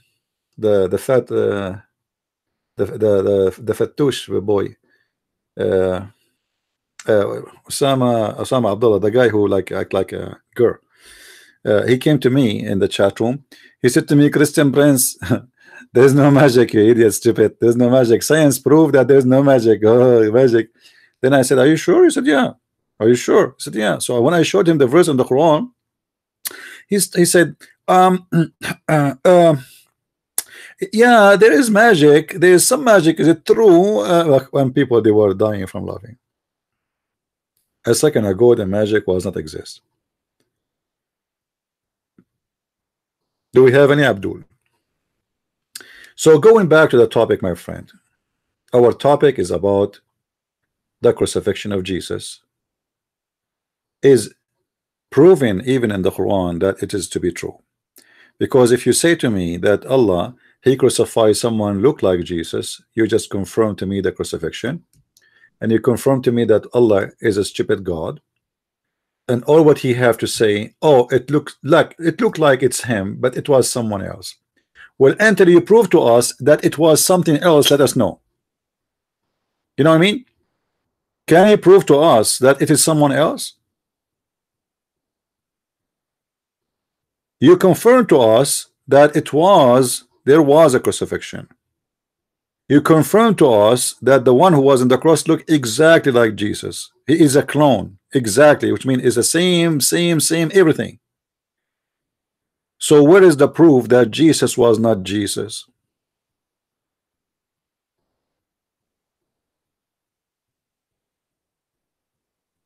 Everything in this cult is stupid. And you have to be officially certified donkey to believe in Islam. Not only because of the story, but it's a collection of stories. As you see, everything about it is stupid. Everything. I cannot find. Let me make a challenge to the Muslims. I challenge any Muslim to call me right now and to make a challenge for me about a verse in the Quran.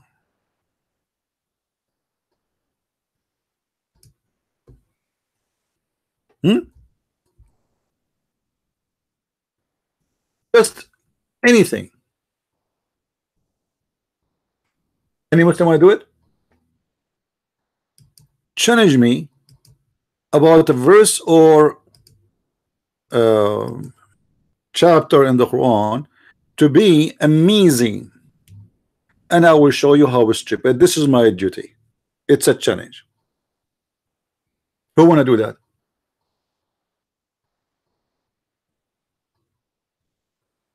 Who is the Muslim want to do that? Open challenge. You see, we don't have a preset topic. You choose the chapter, I do the job.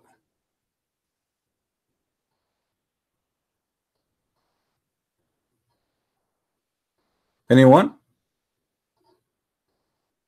Who is the brave Muslim want to accept the challenge? A friendly challenge. Don't worry, we will not fight. This is a stupid book. From the first verse in the Quran to the last verse in the Quran is a chain of stupidity.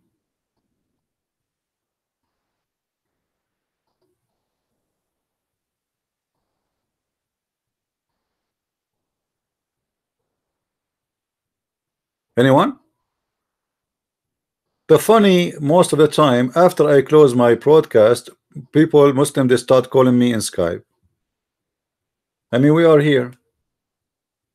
Muslims, they come and they post in YouTube, oh, this guy is lying to you, this guy is I'm showing everything in the screen.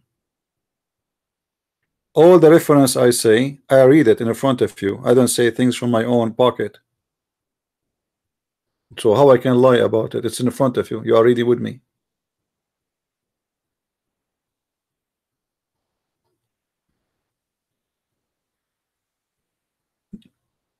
Quran is a collection of stupid stories It's not even qualified to be taught to kids.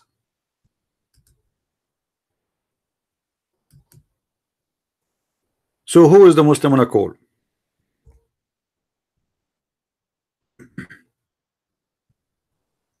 If there's any Muslim sharpening his teeth? Where is this guy with his name Mujahid? I feel sorry for that guy. By the way, the one we have a 7 hours live video debate with this guy, it's already all of it there. YouTube, for some reason it's taking so long for YouTube to load everything, but it's already there. So if you want, you can find the whole thing there. Do we have any Abdul would like to call? Anyone?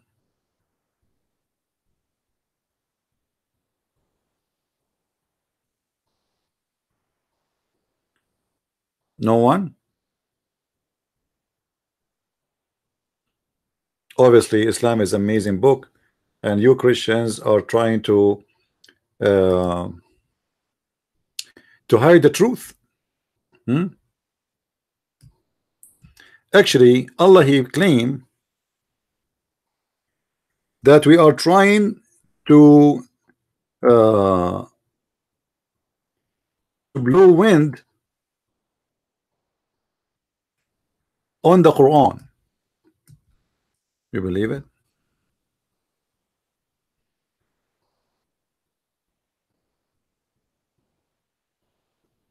Let us see.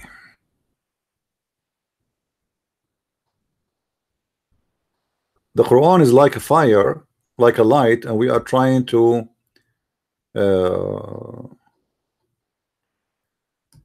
all those statements stating that about something we do in our mouths, and to the purpose is to stop the light of Allah. Read with me carefully. Chapter 9, verse number 32.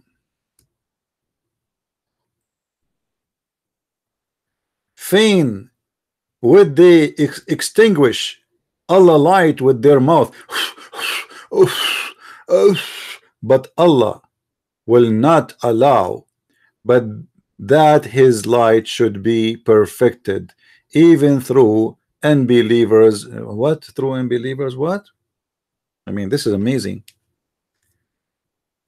How the Muslims, they say that the light of Allah which is given to Jesus already is extinguished. How the Muslims, they say that Allah, He sent 124,000 prophet, and all of them, they came with lights from Allah, and their lights is vanished. And then He says nobody can be succeed. Do you see why I say Islam is a stupid religion? Aren't you Muslims believe that Allah, He sent 124,000 prophet, and all of them, their books is gone except one?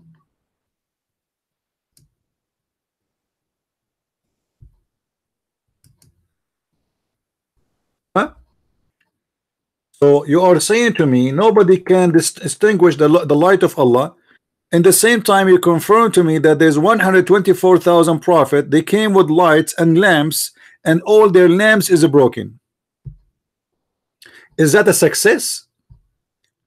Imagine somebody, he played chess. He played chess 124,000 times and he lost except one. And yet he claimed to be the champion of the universe in chess. Who is the idiot here? You lose 124,000 times minus one, and you win once, according to you, which is not true, and you claim victory.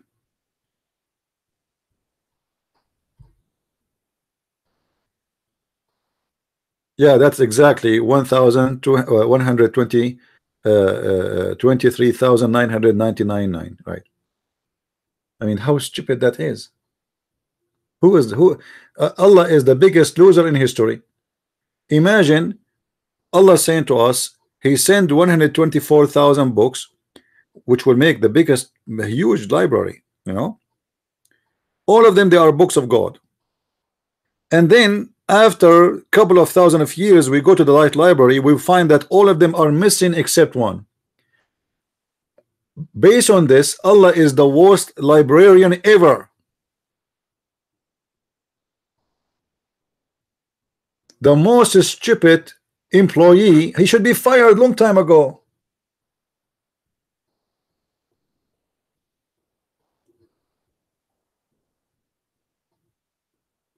And remember that Allah, He preserved His books in the tablet.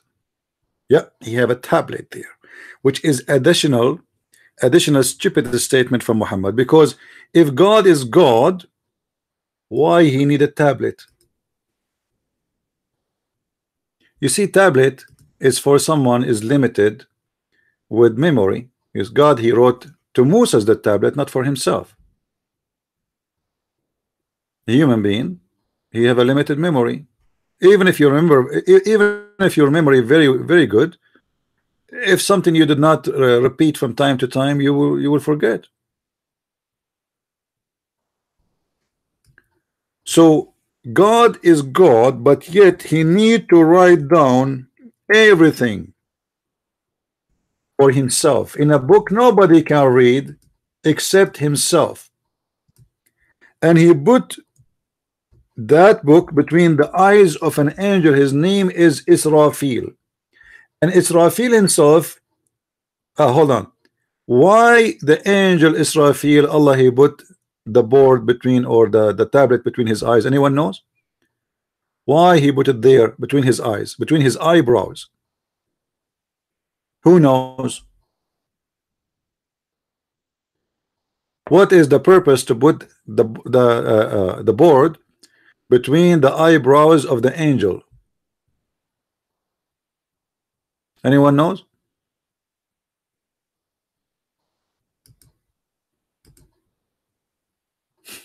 Between the eyebrows. Why? I'm trying to see in the text if somebody can tell me.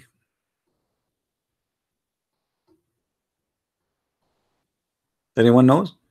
Why He put Al-Lawh al-Mahfuz, which in chapter 85 verse number 22, between the two eyebrows of the angel Israfil? Any Muslim can tell us why not in the pocket of the angel?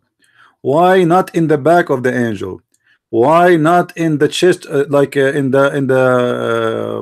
why between his eyebrows?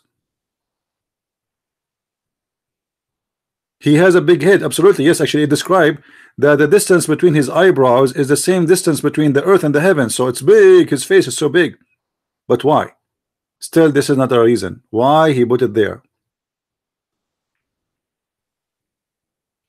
No, there is a reason. Think deeply. Let us see who of you is a deep thinker.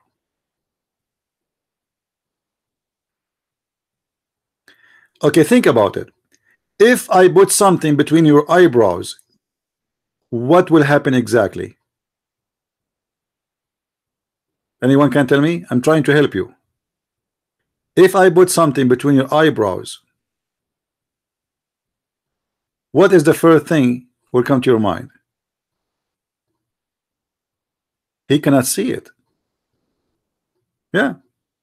If you put it down in his stomach, he can bring it down and read it. If you put it in his pocket, he can open the board and read it. So He put it between his eyebrows, so he cannot see it and he cannot read it. Because this angel, he might read it and tell the CIA or the Jews. You never know, they pay him money. So Allah, He don't trust His angels. So what He did, He created an angel. His name is Israfil, and He said to him, listen, Abdul, this board is going to be between your eyebrows. Your job is to protect him, and I'm going to place it between your eyebrows so you cannot see it. However, if you try to look at it, you will have a cross-eyed.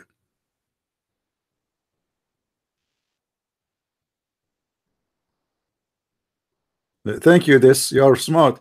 This, he said, what if the angel he used a mirror? Hello, man. You think Allah heaven is advanced? There is no mirror there. You know what mirror?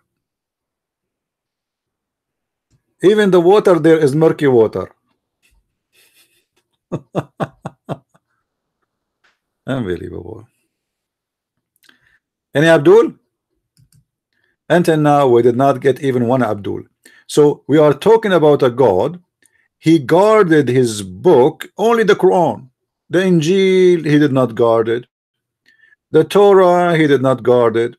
Everything except the Quran. The only book he cared for to guard is the Quran. Why?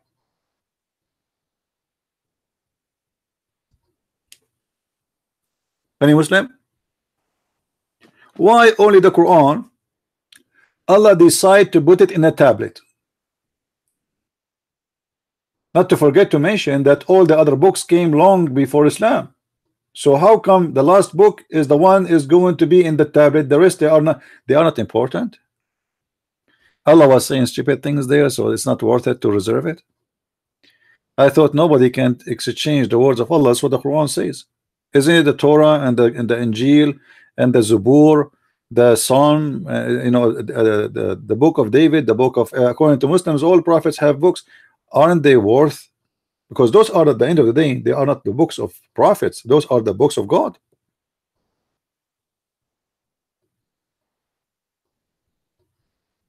Do we have any Abdul?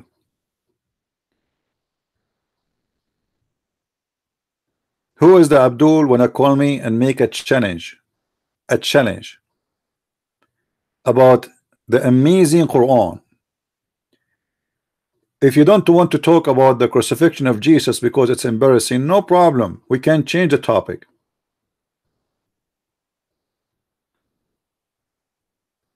Somebody posting an image of a chicken. Do you know that Allah, according to Muslim, he will sit in the top of a rooster? Have you ever heard of God? He is a rooster cowboy.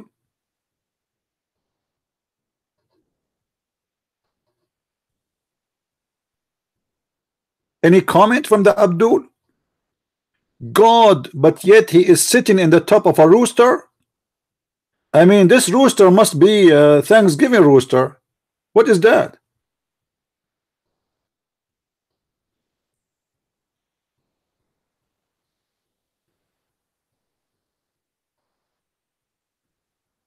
From now on, you better respect. Now I know why roosters are very aggressive. You walk in, you go to a village, you walk in the street, and the rooster he attack you. Like, oh, like, what's wrong with your rooster? Those are the horses of Allah. All right. No, I want a Muslim to challenge me. What if a Muslim he says to me, well, there is nowhere it says that Allah will sit in a rooster? And a Muslim want to do that? Actually, as long we are talking about rooster, Muhammad, he told us a lot of things about rooster, by the way. And this is why I advise you. Who of you here believe in the voodoo? Who of you is a voodoo guy? Do you believe in the voodoo? Let me show you the power of the rooster. For those who are making fun of the rooster, shame on you. Hold on.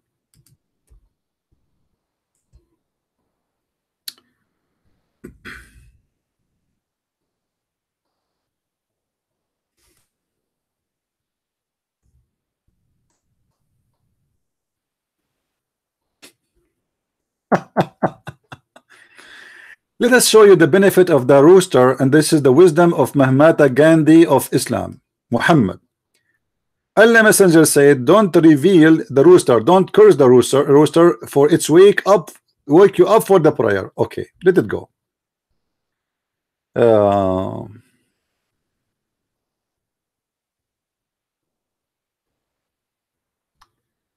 Let us see. Let me show you what the rooster can do. Look at this. I mean, look at this, man. Look at this knowledge, man. This is absolutely wisdom.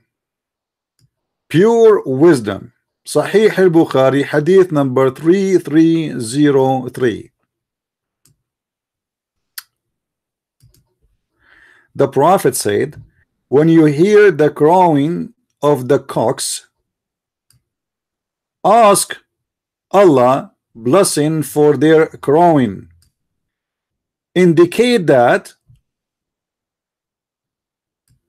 they have seen an angel, and when you hear the bearing of, the braying of the donkey, seek refuge with Allah from them, because they saw a shaitan. So according to the intelligence of Muhammad, if you see a rooster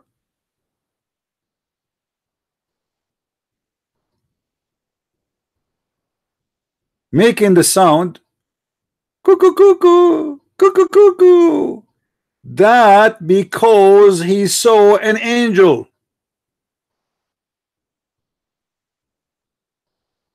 I am not sure if you people ever been in Jamaica.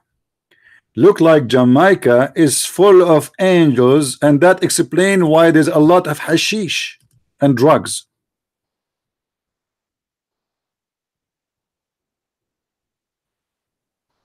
So if we hear the screaming of the rooster, that because he saw an angel. However, the wisdom of the wise prophet of Allah, who is always telling us the truth and no fairy tale stories involved at all, he did not stop with the rooster. He come to us with additional zoo information. He jumped to tell us about Mr. Donkey and the benefit of having donkey. And he said, if you hear the voice of the donkey, seek refuge. I seek refuge. I seek refuge with Allah.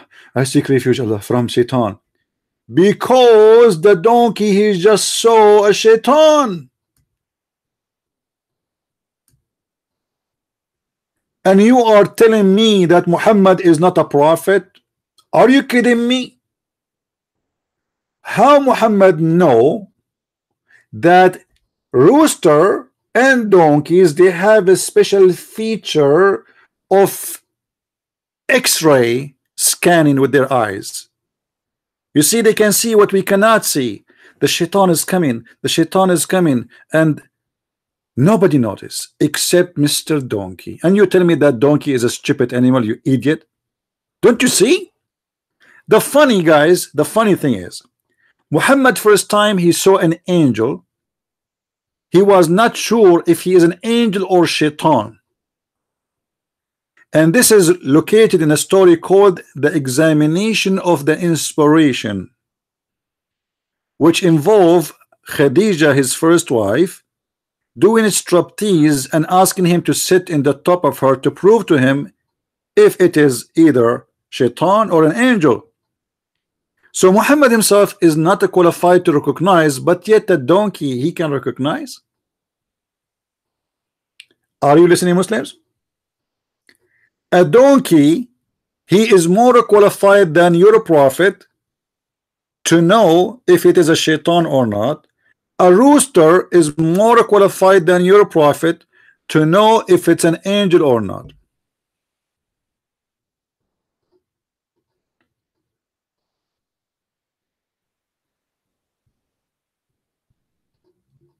Any Muslim have a comment about the wisdom of the Prophet of Allah? By the way, in my house I don't have a security alarm. I have 4 donkeys and 4 roosters in every corner. As simple as that. Nobody can beat that. Rooster? The rooster really he see an angel? That is the scientific explanation of the Prophet of Islam. Don't you think, Muslim, that this is an extreme scientific knowledge from Allah? Muslims, did the Prophet say anything about the sound of a frog? What? I mean, if that's mean every animal he make a sound for a reason, and that reason have to be involved with Allah, shaitan, angels. I mean, why necessarily it is rooster and donkey? What about the dog? Hold on, the prophet, he did not leave the dog alone. The prophet, he have his own wisdom, which is involve dogs, because the prophet, peace upon him, is not racist at all. He come to a very scientific proven reasoning that the black dog is shaitan. And by the way, this scientific statement is confirmed by Dr. Moore.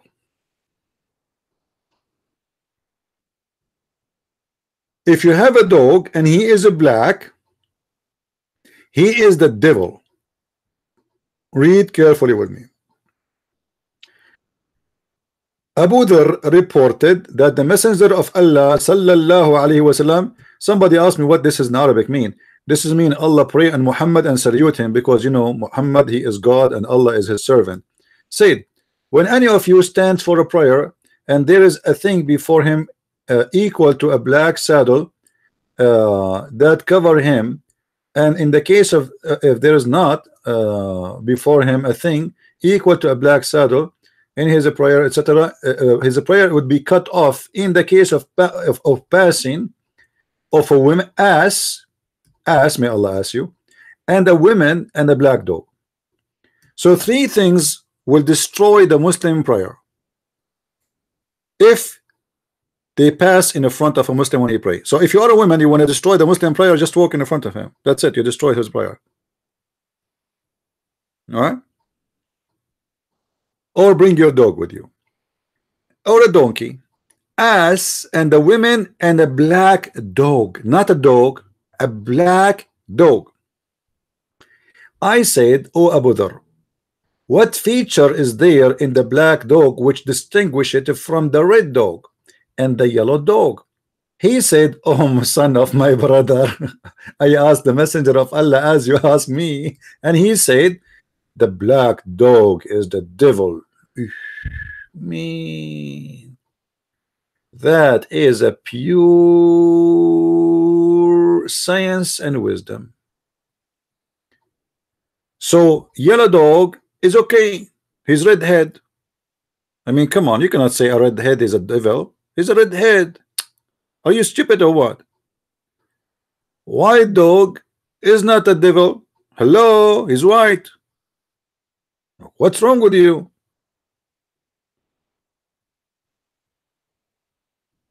But a black dog make him the devil. Do we have any Muslim want to make a comment about the rooster, the donkey, the dog?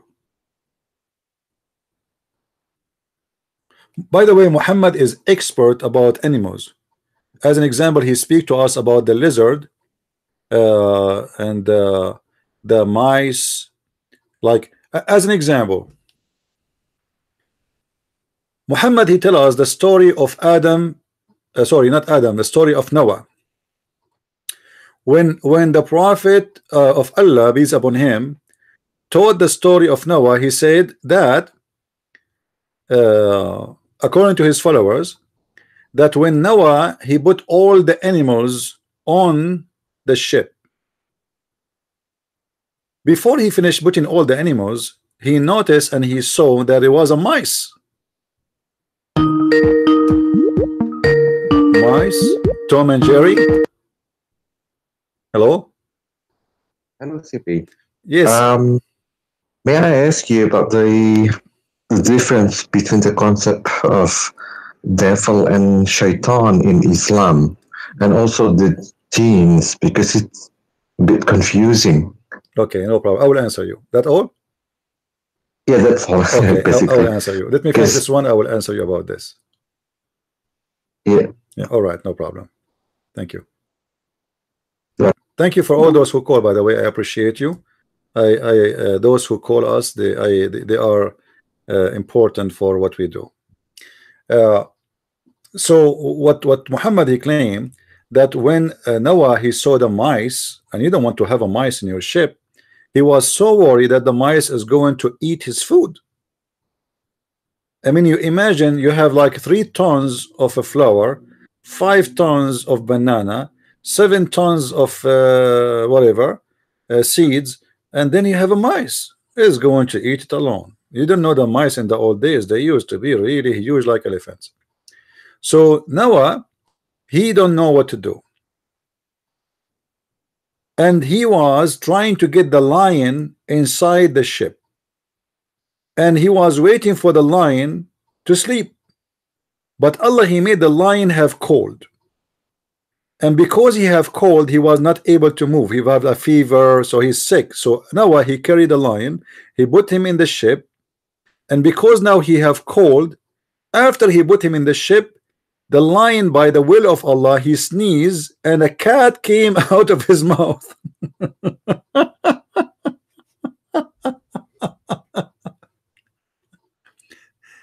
And then since then this cat was able to chase this mice and retrain him from eating all the food of Noah in the ship. And this is a true story for sure. I hope the Muslims I mean, it's obviously true. Now regarding what our brother here he asked about the shaitan and the devil, you see, Satan is not even an Arabic word. Muhammad is copying other belief. As we said before, everything is a copy from somewhere. However, Muhammad in his Quran he called the first Satan Iblis, and this word too is not Arabic. وَإِذْ قُلْنَا, you can search it in Google, you can search and you find what is the origin of Iblis. وَإِذْ قُلْنَا لِلْمَلَائِكَةِ اسْجُدُوا لِآدَمَ فَسَجَدُوا إِلَّا إِبْلِيسَ. We ask the angels to bow down to Adam except Iblis. He did not. Iblis here is a Satan, but he is the first Satan. And here actually the story is very stupid, because Allah he ordered the angels to bow down to Adam, but Iblis is not from the angels. You see, there's always a misunderstanding for the Christians about Shaitan or Satan in Islam and Satan in Christianity.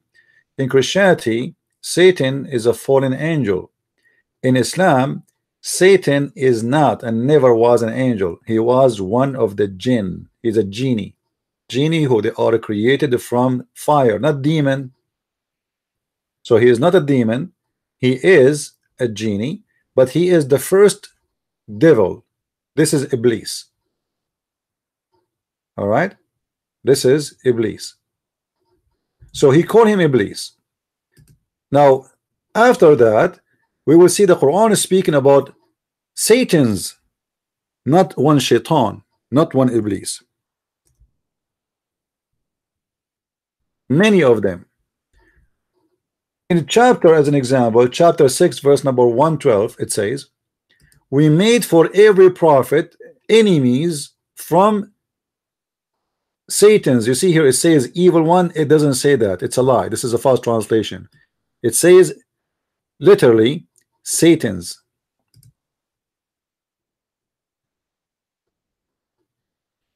Here they translate it as devils, but it is in Arabic is shaitan, which is coming as Satan. So we have to use not devil, really we have to use Satan's. So it was Allah is the one who made devils against us. It was the plan of Allah, and those shaitans, they are not one shaitan no more. For according to Islam, as you see here, shayateen, you see this is the word as it is, shayateen. Allah he made enemies for every prophet from Satan's. Now why here he is saying shayateen? Shayateen means Satan's, not one Satan, many. Because the Muslim believe that shaitan, the first shaitan, or the one is called Iblis, he was the only one. But Allah, when he created him, he created for him a penis in the right leg and a vagina in the left leg. So when he shake this and that, he if himself, excuse my language, and then at the end of the day he laid 10 eggs, and from every egg 70 devil between male and female they come out, which means the first devil was what we can call him. We cannot say transgender. What do we call him? If a creature is male and female at the same time, what he is? What is the word in English? So the first Iblis, he was male and female in the same time. Have a penis in the right leg, have a vagina in the left leg, and when he shake his legs he if himself, and then he lay eggs in the at the end of the day, 10 eggs, and from the every egg every day 70 shaitan and shaitan. Okay, those guys, they are saying the word here. Hey, here ma forget it. I'm not going to read it. It's going to take me a week to read this word. What is that? Hold on. What is that, man? Lord have mercy. And you tell me why sometimes I read the word wrong. I mean, how someone coming from the Middle East like me with education of Muhammad about rooster is going to read this word. Let me read it for you. Hermaphrodite. Hummus. This is hummus. I got it. I was asking myself where the word hummus is coming from. Okay, so the first shaitan, obviously he was infected with hummus, or let us say he was a hummus guy. So he was a male and female. Hummus is easier from the word. I mean, for God's sake, you could not find word easier for me to read than this. I'm going to spend 2 months to train myself to read it. Have mercy on me, guys. I mean, this is not even fair. Anyway, so the shaitan was a person who have a hummus, a penis in the. By the way, if a Muslim there is saying his guy is lying, I challenge you to say, just say to the text or call me and I will show you the reference. So the devil or shaitan simply can be, it can be, depend in the sentence, can be the first shaitan, the first one, or it can be from his seeds, for they believe that the first shaitan, he had sex with himself. And actually, I mean, shaitan was lucky. Imagine, guys, if Allah, he created for us a male part in the right leg and a female part in the left leg. I mean, who need women anymore? Women, bye-bye. Women, bye-bye. We do not need you. And then at the end of the day, you lay eggs. You will never find yourself out of food in the morning. You lay eggs, you cook your eggs, you eat them, and everybody is happy. No problem, no divorce, no etc. Have sex with yourself. You are a hummus guy. Anyway, so this religion have a lot of stupid things. Hold on. I need to turn the light on.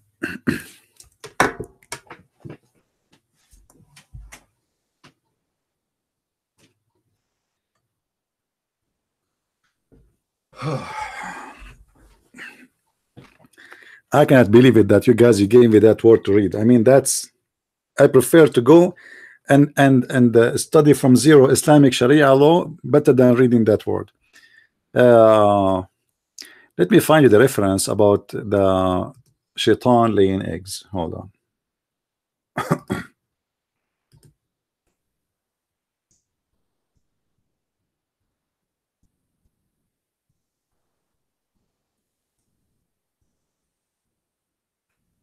All right.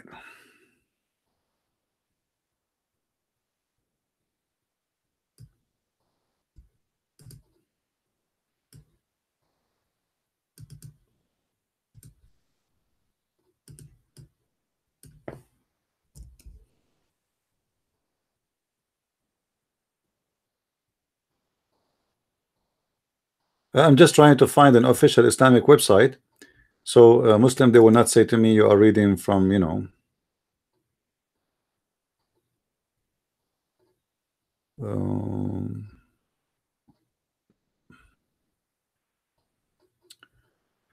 all right.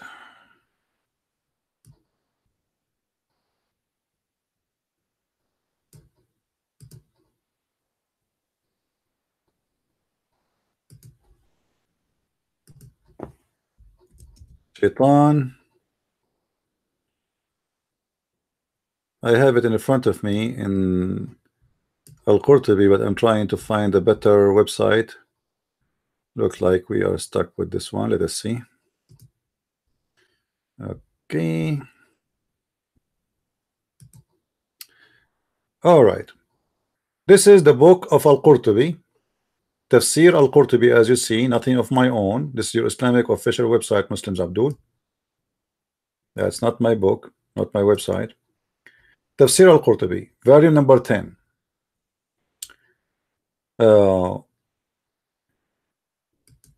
Ash-Shabi, he said, a man, he asked me, do Iblis, which means the first shaitan, have a wife? He said, that is a wedding party I did not witness. That is a wedding party I did not witness. I like this guy. And then they continue saying that Mujahid said that Iblis, if his, which means penis, with the vagina he have of himself. So he confirmed that Iblis, he have a penis and he have a vagina. And then this guy, he says 5 eggs. Then he laid down 5 eggs. And this is the source of his children's. And it says that Allah, he said, Allah, he created for him in the right thigh of his leg a penis, and in the left thigh of his leg a vagina. So if this by that, you see, remember the Muslim, they say to me that the word nukah mean marriage. Do you remember? They say that the word nukah mean marriage, right? Here we go. This is the word nukah here. Let me make it big.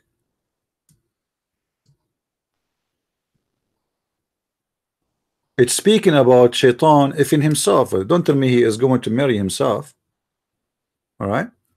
He have a penis, he have a vagina. It says فَهُوَ يَنْكَحُ هَذَا بِهَذَا. So he do nukah by this to that. What this and to that? He explained. He says in the right leg he have a vagina, he have a penis. In the left leg he have a vagina.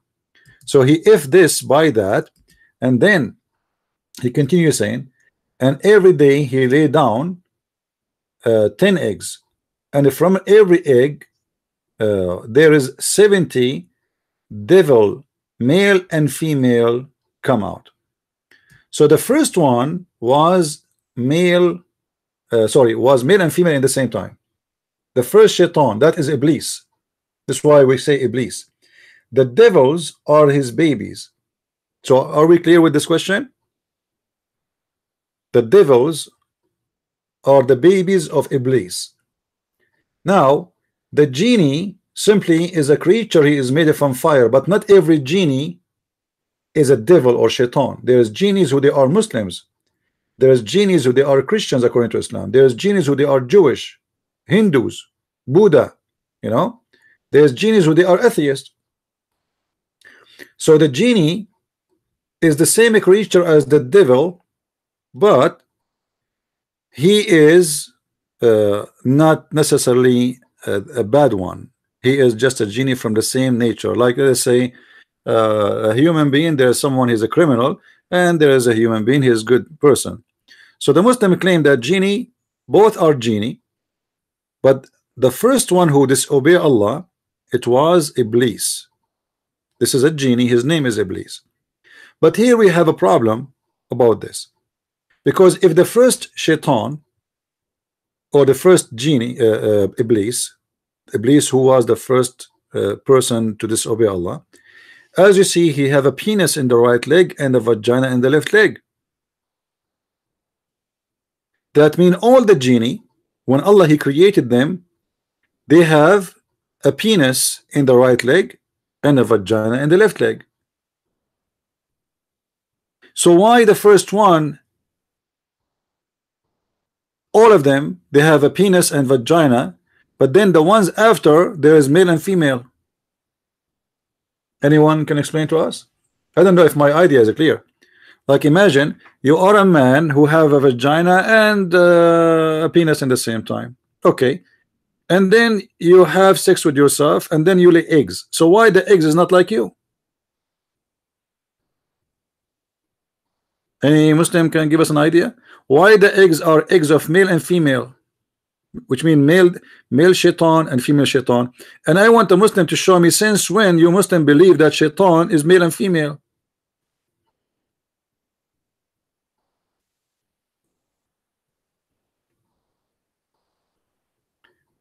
I hope we answer this. Let us see.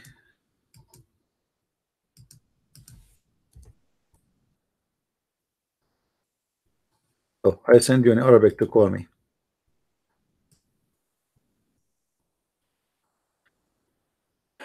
This is Islam, my friend. Islam is its collection of stupid stories, and only foolish people they can believe in such a garbage, you know. And by the way, if you are a person trying to marry a Muslim woman, you better be careful first that she is not dating a genie, because Muslims believe that Muslim women, they always sleep with genie. There's a guy, he called the Sheikh live on TV, and he told him each time he opened the door of his in the bedroom of his wife, she is doing something, you know, she is horny, you know. So the Sheikh, he told him, my brother, a'udhu billah, she is having sexual relationship with the genie. I advise you to read Quran. Like what? The wife is having sex with the genie, and now I have to read Quran? My wife, her panty is off for the genie, and now it's time for me to read Quran. You idiot, do something. Obviously she's horny. What genie? Go to the bed, help your wife. So they convince themselves that they are women, they are sleeping with genie, and not only that, they convince themselves that Muslim men, they sleep with genie female too.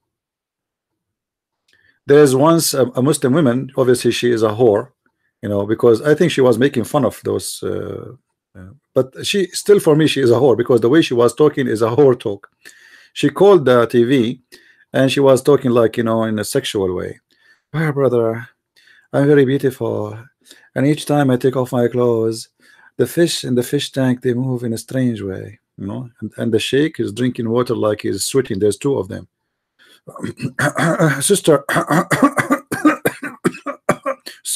sister, sister, I advise you, Auzu billah, Bismillahir Rahmanir Rahim, Alhamdulillah, Sayyidina Azim. Sister, look like those fish in the tank. They are genie, and they are looking at your pure, beautiful body, sister. And he is sweating, man. Almost he is going crazy. So, sister, I advise you not to change your clothes in the front of the fish tank. She said, but this is the only room I have. He said, oh, okay, sister, what about you cover the fish tank with a blanket?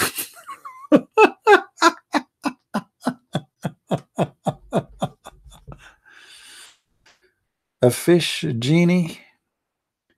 What do you mean the fish is shaking when your sister, she was taking off her clothes in the front of the fish tank? The fish was masturbating. The fish could not resist to see the ass of a Muslimah. Muslims, what's wrong with you? What's wrong with you? I don't want to go and show you again what Muslims they post about sex with jinn. They believe in it big time. Yeah. You know, I'm a very jealous man. If I get married, no fish allowed to enter my house. No fish tank. You never know. The black dog is a genie, shaitan. You know. I mean, everything is dangerous. You never know. Muhammad, he said that shayateen, Satan, can come to you in a form of anything. It can come to you as a snake. It can come to you as a animal, normal animal. As you see, fish. You know, anything. Even the Muslim believe actually that even monkeys, they are Muslims. So like the Islamic kingdom is beyond a human being. The Quran confirm actually that every animal in this earth is a Muslim. Even rocks are Muslims. You know. Do we have any Muslim would like to call? I don't know. I did not mean. Actually, there's a book. I wish I can have it again. I did read this book a long time ago, like more than 120 years ago, when I was like 70 years old at that time. It's called Interview with a Genie. Interview with a Genie. The Muslims, they claim in that book that a genie, he was interviewed by a Muslim imam, and he revealed a lot of secrets. Let me show you something. You guys are changing my topic. I mean, why? It's okay. It's okay. I don't know if you heard that a Saudi family, she did sue a genie.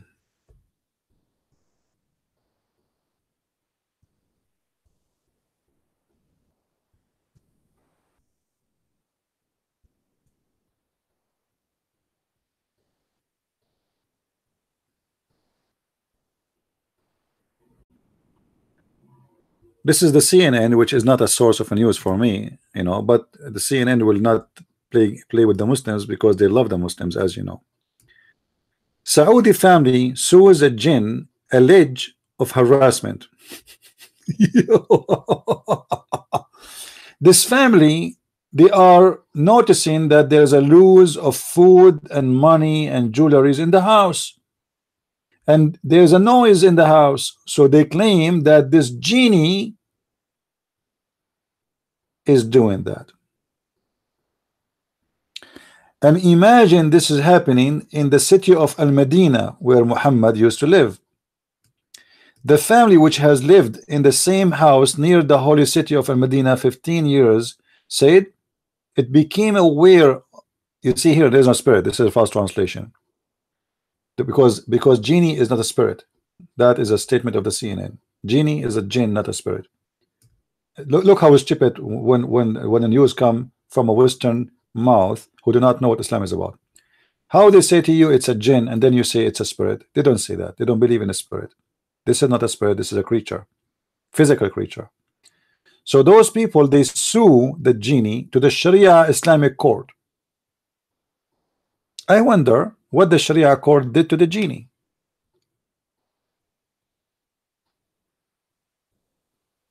No. But everything is possible in this mad religion. There is no limitation with the stupidity. Do we have any Muslim would like to call?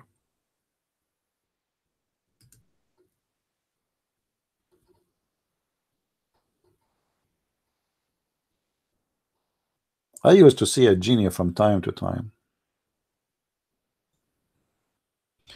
You know, let me name some of the genies I saw through my life in America. I saw genie George Bush. I saw the genie Obama. I saw the genie Trump. I saw the genie the son-in-law of Trump. I saw the genie in Fox News. Actually, everybody in Fox News is a genie. You know, especially women, short skirt. Their smile is like it's like a picture you took it 10 years ago and you place it in the front of the screen. They are smiling for nothing. The teeth is right. Like what? Why you are smiling? You know, and all the females in the TV, they're short skirt and they have nice legs. I mean, I wish one day they will show us a woman. She have short skirt, but she have no nice legs. I mean, what is it a must? It is a must. Those are the genies of America. Now, you Muslims, who is your genie? No, seriously. American TV stations, it's really funny for me. It's like, you know, even the male, you know, the male in the TV, like, you know, today President Trump, he's reporting the news, but his mouth is like, you know, what do you put a glue there? The news is funny. I'm not talking against Fox News, but all of them they are saying, you know, it's like it's unbelievable.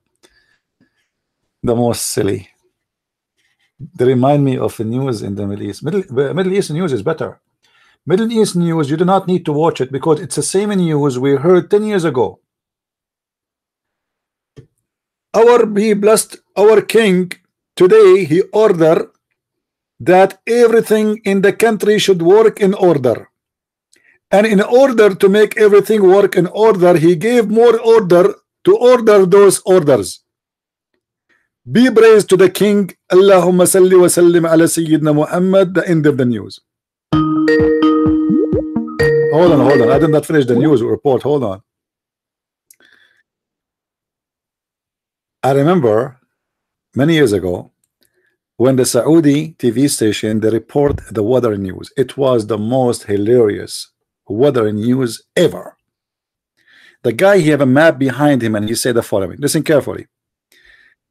Bismillah, alhamdulillah, Allahumma salli wa sayyidina Muhammad. Today we are going to take, my friend, don't call, come on. Aren't you listening? Hold on, hold your horses. Tomorrow, if Allah will, we might have some cloud.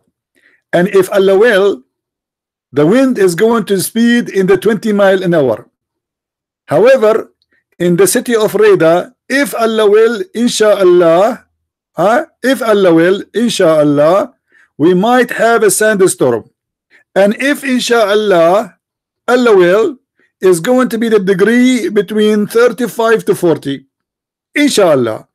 And inshallah, because he's afraid to say tomorrow is going to be this, they will claim that he knew the future, they will kill him. You know what I mean? This is why he keeps saying inshallah.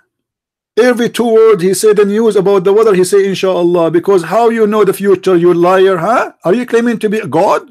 They will kill him. So every 2 words he say about the weather, he say inshallah. It's like a, you know, Allah knows best. Is that the weather news? Inshallah.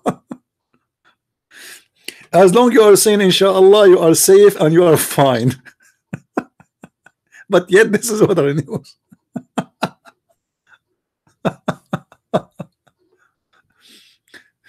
I remember once the king of Saudi Arabia was going down the ladder of the airplane. I died from laughing, guys. Honest to God, I died laughing. Now his majesty, his right foot is touching the first step of the ladder. Now he is moving the abaya, and I see his second foot is moving toward. He stopped now. He looked at the right. His Highness is looking at the right, and the prince behind him is looking at him. Now the king, our king, may Allah bless him, he is moving his step again toward the second step of the airplane. Now he's going up. He's going more up. He's holding the steering with his right hand. May Allah arm you and arm your hand and support you. Now he is going up more. He stood up. Look, he's looking at us. He's looking at us. I mean, it is hilarious. It is just a guy going on the stairs. But you know, the first bicycle arrived to Saudi Arabia. Anyone knows what happened to it? Who knows? The first bicycle arrived to Saudi Arabia was arrested. Not the one who brought it. The bike itself was arrested. For they accuse it to be the bike of the devil. This is devil bike. They arrest the bike. Yeah. And you are telling me why this madness in the world? Those are the one who import Islam around. Once, and this is something I witnessed myself, suddenly the police appear in Saudi Arabia, in the city where I was. A lot of people are gathering. I know what's happening here, you know. People from everywhere gathering and etc. I was saying, what's wrong? What's happening? And then they open the gate. The guy opened his house. They open the gate. They flood inside. Like, is there something? I thought maybe he's a spy. Is something, you know. And then the story was This guy, he made like a form of duck for flour, container for flour, but in the form of a duck. Somebody reported him that he have idols at home.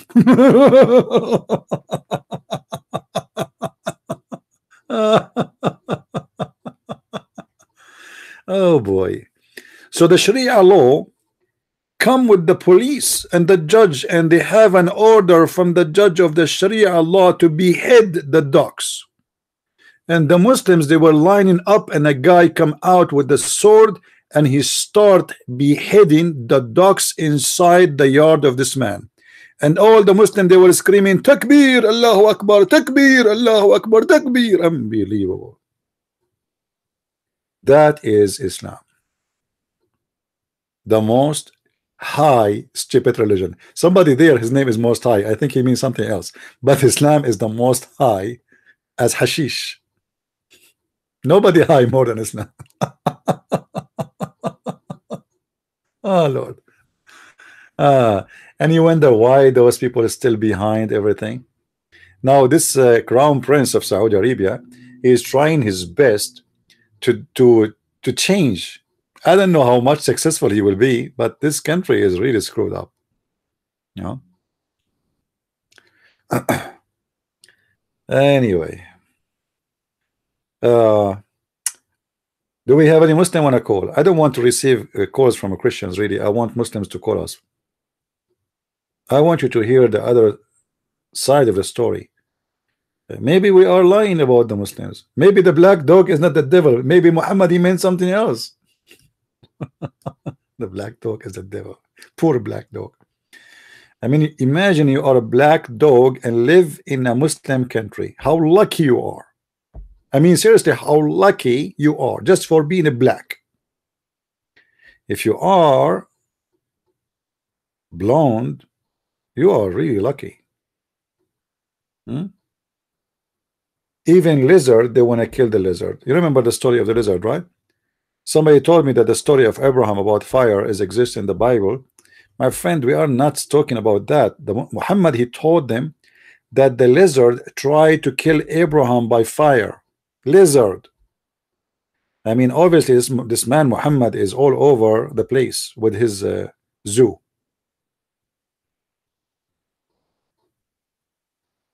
Lizard trying to kill the prophet. Yeah, and this is why Muhammad, he said, you know, if you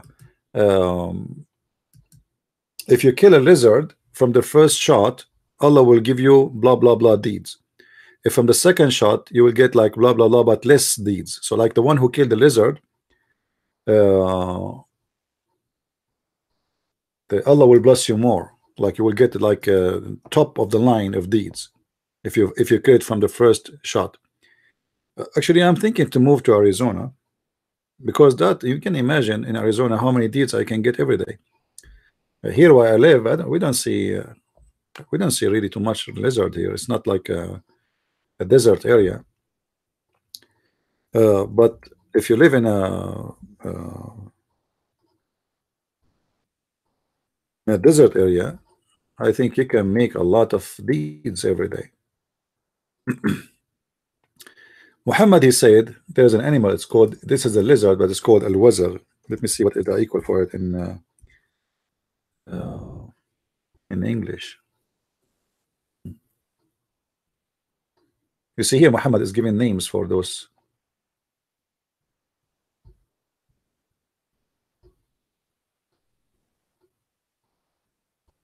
You see here, this is the story.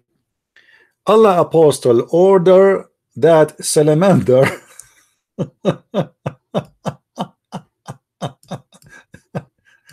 jihad against the black dogs, jihad against pigs, jihad against dogs in general. Now the jihad is extending against Mr. Salamander. I mean, even little tiny creature who is very useful, by the way, for a human, they want to kill him. Hold on, let me find you a picture of Mr. Salamander. Let us see how Mr. Salamander look like.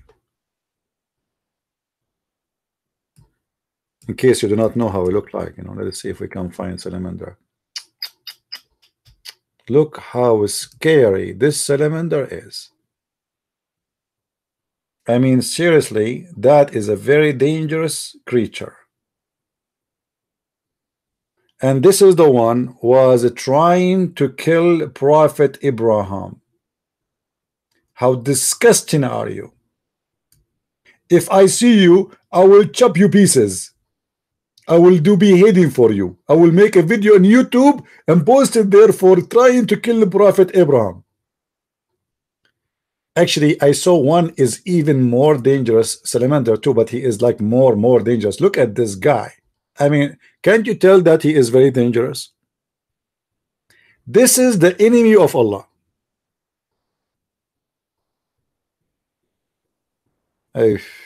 How many enemies Allah has? We need to kill you, and if we kill you, Allah will bless us with special deeds. Look at this guy. Look at this guy. This is very suspicious one. I think this is the one.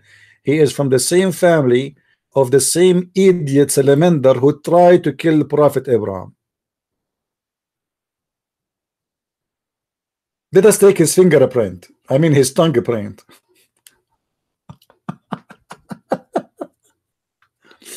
My friend, Islam is lucky. They have the prophet of wisdom. And remember, Muhammad wisdom, the one you see right now, is after Muhammad's surgery, because Allah, he made a plastic surgery and he installed a dish of wisdom, if you remember, in his chest. So Muhammad saying this after he got wise, not before. Imagine before what he was saying. You know, this is after the wisdom surgery. If after the wisdom surgery Muhammad he got this wisdom, what Muhammad used to say before the wisdom surgery? Once I saw somebody, he have in his house a salamander, wala iyazu billah, la hawla wala quwwata illa billah. Brother, I'm telling you, he have a salamander in his house. You believe it? He is feeding the enemy of Allah. He is hosting the enemy of Allah. Brother, he must be a kafir. So according to Islam, to make it simple, salamander is a very aggressive enemy to Allah, and he should go. You know what does that mean? There's a head there's a contract in his head.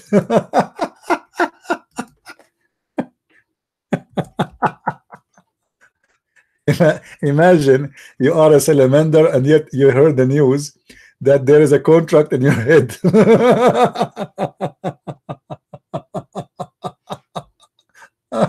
Poor salamander. And you know, this poor guy, he have no idea what's happening. Like,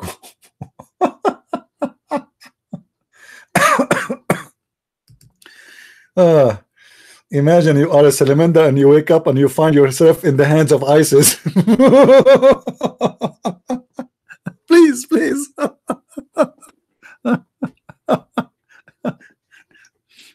Oh boy. Salamander day. Now let me read for you this story which is showing you more wisdom of the prophet. The prophet, by the way, he is my best example of intelligence. You know, always when I read his words I feel stupid. I don't feel he's stupid. No. I don't mean that. I feel I am stupid because unbelievable. Here the story Muhammad is saying about the story of Moses.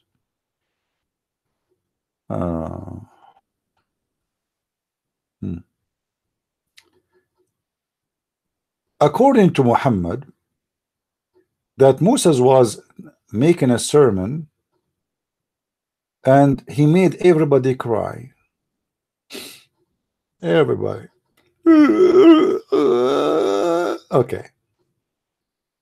When he finished his sermon, then a man come to Moses and asked, "O Allah messenger, Is there anyone on earth who is more learned than you?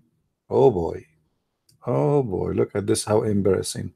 Somebody is calling Christian Prince and saying to him, if there is anyone more knowledgeable than you about Islam. Now Christian Prince, like, he's proud, like, yeah, I don't think so. Look what Musa said.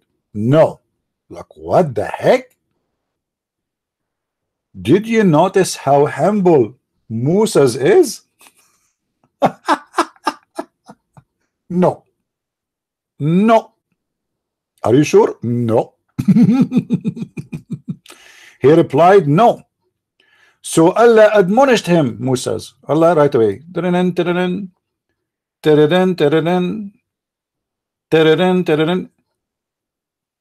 Hello? Yes. Hello, Habibi, Allah, Habibi. Hello, Habibi. Yes, this is Musa from Jerusalem. Habibi, Allah, how are you? Yes, it is me, Musa, speaking to you. Jerusalem is doing good, and we are today fighting the Palestinians. Habibi, Allah, how I can help you, Habibi?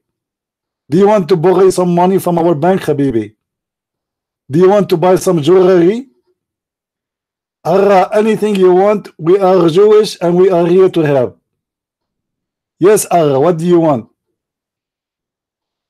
You are angry from me, Habibi? Because I told the man that I am the most knowledgeable? Allah thought I am the most knowledgeable because we are the one who have satellite and we have nuclear weapon and the Arab have nothing. Don't you see the Arab? Are you saying to me shut up? Okay, I'm going to shut up. So here Musa's, he thought he is the only knowledgeable man in earth, and Allah calling him now, and he said to him, are you stupid or what? Are you stupid or what? What's wrong with you? So Allah admonished him. You can, I don't know if he spanked him or I don't know. I have no idea what happened exactly. It says there he admonished him. For he did not ascribe all knowledge of Allah. Allah is upset. When Allah upset, forget about the rest. It was said on behalf of Allah, yes, there is a slave of ours who knows more than you. Musa said, oh my Allah, Habibi, Allah, Habibi, oh my Allah, what are you talking about? Where I can find him? Is that Yasser Arafat? Are you telling me that this guy is a Yasser Arafat and he is an Arab and he knows more than me? This Jew, he is pissed off now,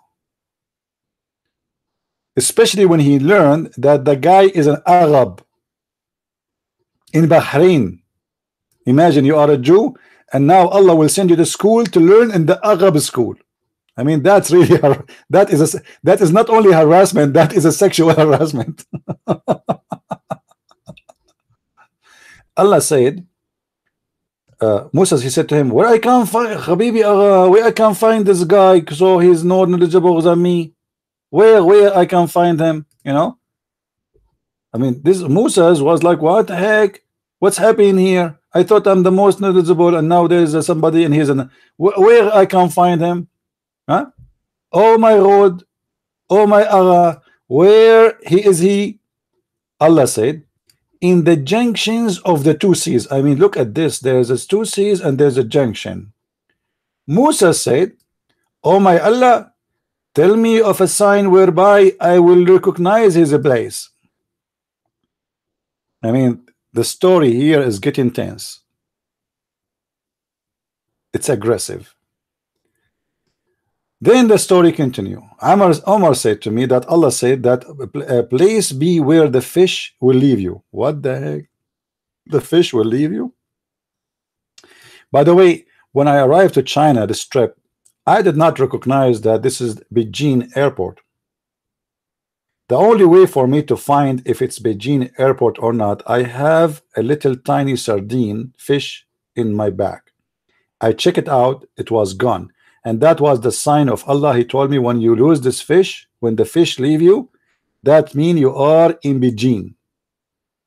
I mean, This is the GPS of Allah. You lose the fish. That's astonishing. That is something. I never thought that fish can do that. Fish, I thought we can eat it, etc. But to use it as a GPS, we take a fish with us, and when the fish, he did not even you lose the fish. He said when the fish leave you, because later the fish will leave. Bye bye.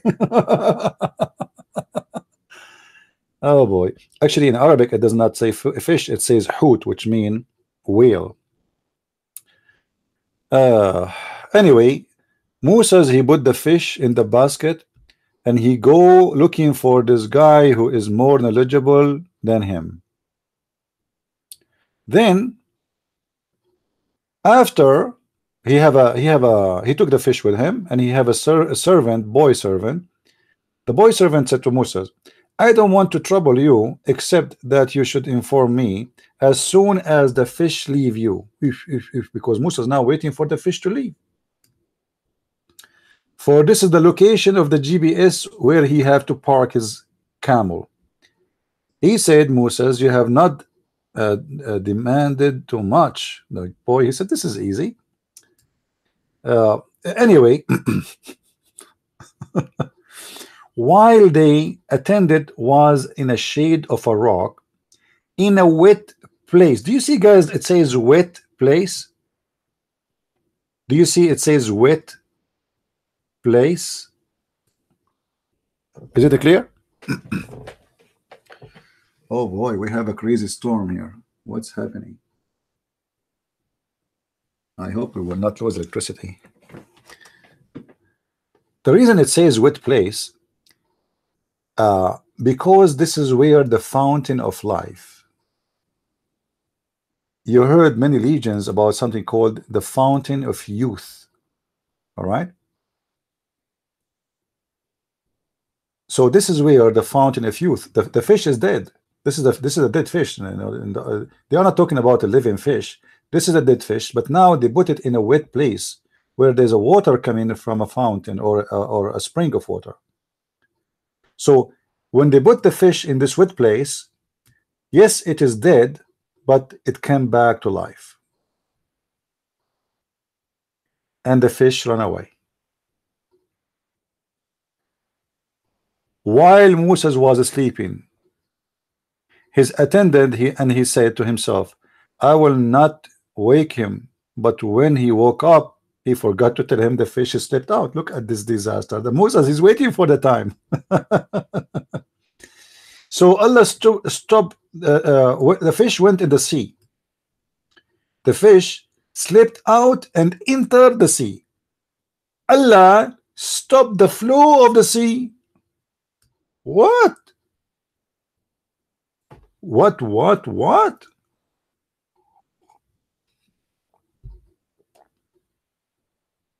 To be honest with you, those things happen to us Middle Eastern all the time in the Middle East. Me, myself, once a fish slipped from me, and Allah stopped the flow of the sea, and look what happened. Where the fish was, so that its trace looked like it was made on a rock.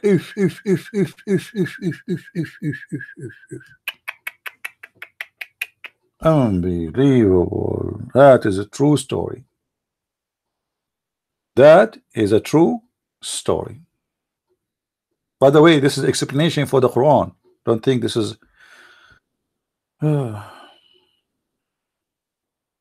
I'm sure many of you is laughing, but you should not laugh, by the way, because those things are true stories. We Middle Eastern, let me tell you once, my dad, he used to have a goat. The goat, she used to know how to swim very well. So we were worried that she is going to escape one day, because she is very good in diving, swimming, and even she used to dive to collect jewelries and diamonds from the deep ocean. Like she can go like 500 kilometers down the ocean. True story. So in order to know where the goat is going to escape, if she escaped, we put salt back in her back. So when the goat she jumped in the ocean, we trace the salt on the top of the water. And this is the true story. So Allah, He stopped the flow of the water. No, water froze. That's it. The fish is swimming, the water freeze. Wherever she goes, it's like solid trace. That's it. It's like a rock. And forming a hole in his two. Okay, what? So that a trace looked as it was made on a rock. Amr forming a hole with his two thumb and index finger. Say it to me, like this. You know what I mean? Like you make a like a circle, like like this, like this. So this guy is showing him the trace. Like this guy, he was there too. As in its trace was made in the rock. Musa said, we have suffered much fatigue on the journey of ours. Then they returned back and they found Al-Khadr. And supposedly this is how they found Al-Khadr. Al-Khadr, his name is Al-Khadr because supposedly he drank from the water of the youth, the fountain of youth. Al-Khadr means green. So this guy, because he drank from this water, he lived forever. Al-Khadr was in the time of Moses, and Al-Khadr, he attended the funeral of Muhammad, according to the Muslims. Al-Khadr attend the funeral of Muhammad. He was exist in the time of Adam, which means like no, in the time of Noah. Sorry, in the time of Adam, almost now, in the time of Noah. So he met Noah, he met Moses, he met Muhammad. He was in his funeral, and until now he is alive for very simple reason: for he drank from the fountain of youth. Now, obviously, this is a true story, and nobody can really. I mean, you cannot deny this, right? You cannot.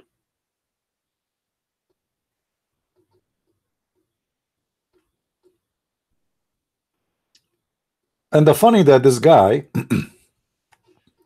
Al-Khadr, he covered himself when he sat alone by a garment, and he covered his head, his face, his feet. Anyone knows why?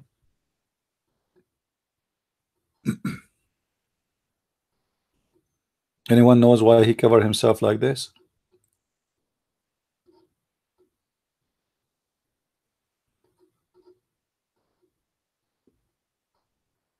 Who knows? Now don't give me a word like that word there about haramophobia, whatever it is. Give me a word I can read, man. He's dirty now. Because he is trying to hide. You see, his garment is green, and he was in the grass, which is green, because whatever he touched, it turned green too. And this way he can hide himself. So if you look from far away, you will not notice that this is Al-Khadr. You will see a green rock, because many people, they are seeking him from everywhere, for he is a great and knowledge. It's like a Christian Prince, as an example, if you know him, Christian Prince. It's like, people come from everywhere, from Indonesia, from Pakistan, from in India, to listen to Christian Prince. This is Al-Khadr. And this is what I do actually. Sometimes when I don't want people to see me, I cover myself with a green blanket and I sit in a wet place. I mean, don't you notice here there's a lot of wisdom? Look, Uthman ibn Abi Sulaiman said he found him on a green carpet. Oh boy, green carpet in the middle of the sea.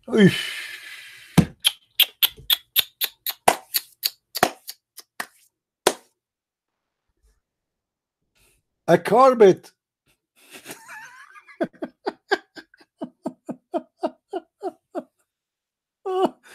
Oh boy, I hate myself. You're asking yourself why the Muslims hate you. I mean, you are showing how stupid this religion is. They will kill you, man. In the middle of a car, this guy is sitting on the top of a green carpet in the middle of the sea.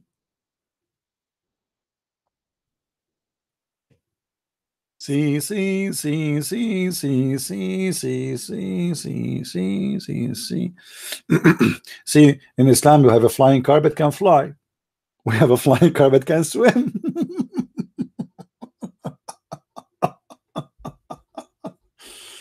Oh, true story.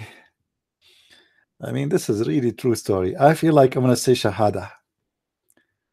That's too much.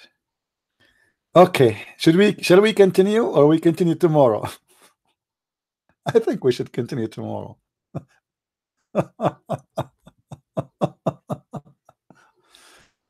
Muslims, this is too much, man. I mean, what's wrong? How your prophet knows all of this? That's amazing. How this happened?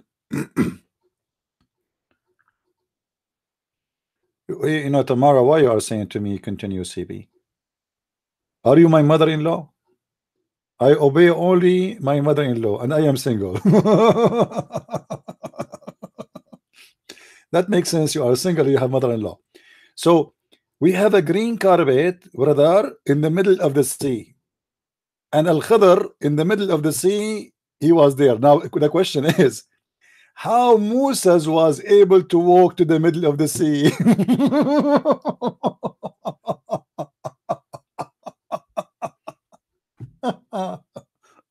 Oh boy. Now, anyone notice how he was walking all the way to the middle of the sea? He walked on the trace of the fish. You remember? Hello? Wake up. Allah, he froze. He make it like a rock. He forgot. He make the trace of the sea of the fish like a rock. So Moses do not need a boat. Yes, he is in the middle of the sea, but the fish was swimming to where? Was swimming to Al-Khidr. For he is the source of life. You know, the fish did not go anywhere in the sea. She's going directly to Al-Khidr. For this is a fish serving Allah. This is a Muslim fish. This is not just a fish. So the fish keep going all the way to Al-Khidr, and Moses, he was walking now on the water until he arrived in the middle of the sea. I mean, guys, let me open Google. When we say the middle of the sea, where is that exactly? Unbelievable, man. In the middle of the sea. Where is Google? Where is Google? I want to show you. When you see, people don't know what we are talking about. This is astonishing. This is beyond imagination. This is too much.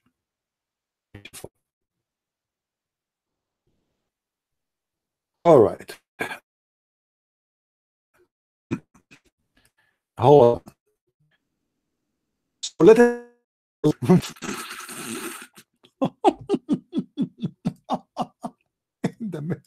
in the middle of the sea.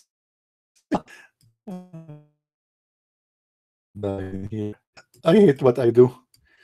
So Moses, this is like how many thousand kilometers?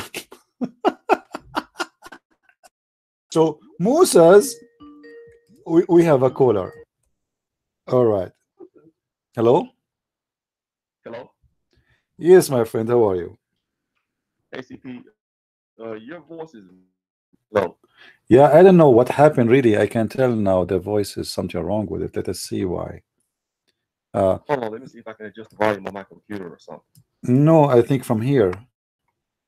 For some reason, guys, do you hear me? Do you hear me there? And okay, I think because I have many applications open. Do you hear me now? Better? Yeah. I think now internet. So I'll be right back. okay. You know what? Let me hang up in Skype first. Maybe that will make the internet work better. Don't call me right now. Obviously, because I opened Google, that put more pressure in my internet. So Al-Khadr is here in the middle of the sea, here.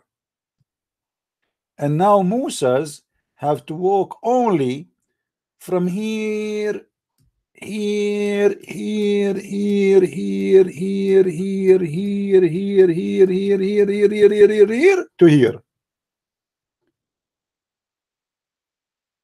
I mean, this is a very small distance. The middle of the sea statement, what does that mean? Let us go to tools. Tools. Where is it? Tools. Measure by kilometers or miles. Let us put kilometers first.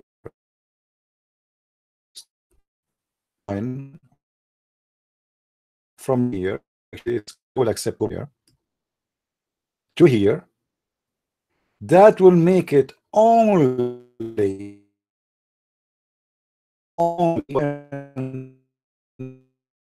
67 kilometers.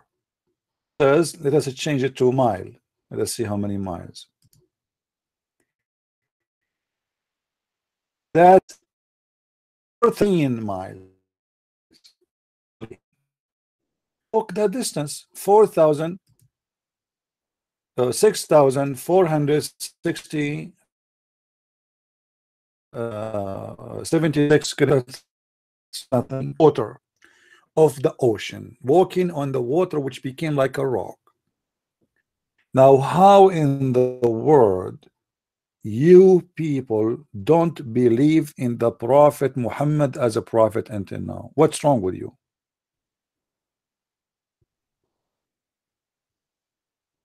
My sound is breaking. Okay, hold on. I think I need to close Google. My internet is not doing good. Okay, do you hear me better now? Is my voice better?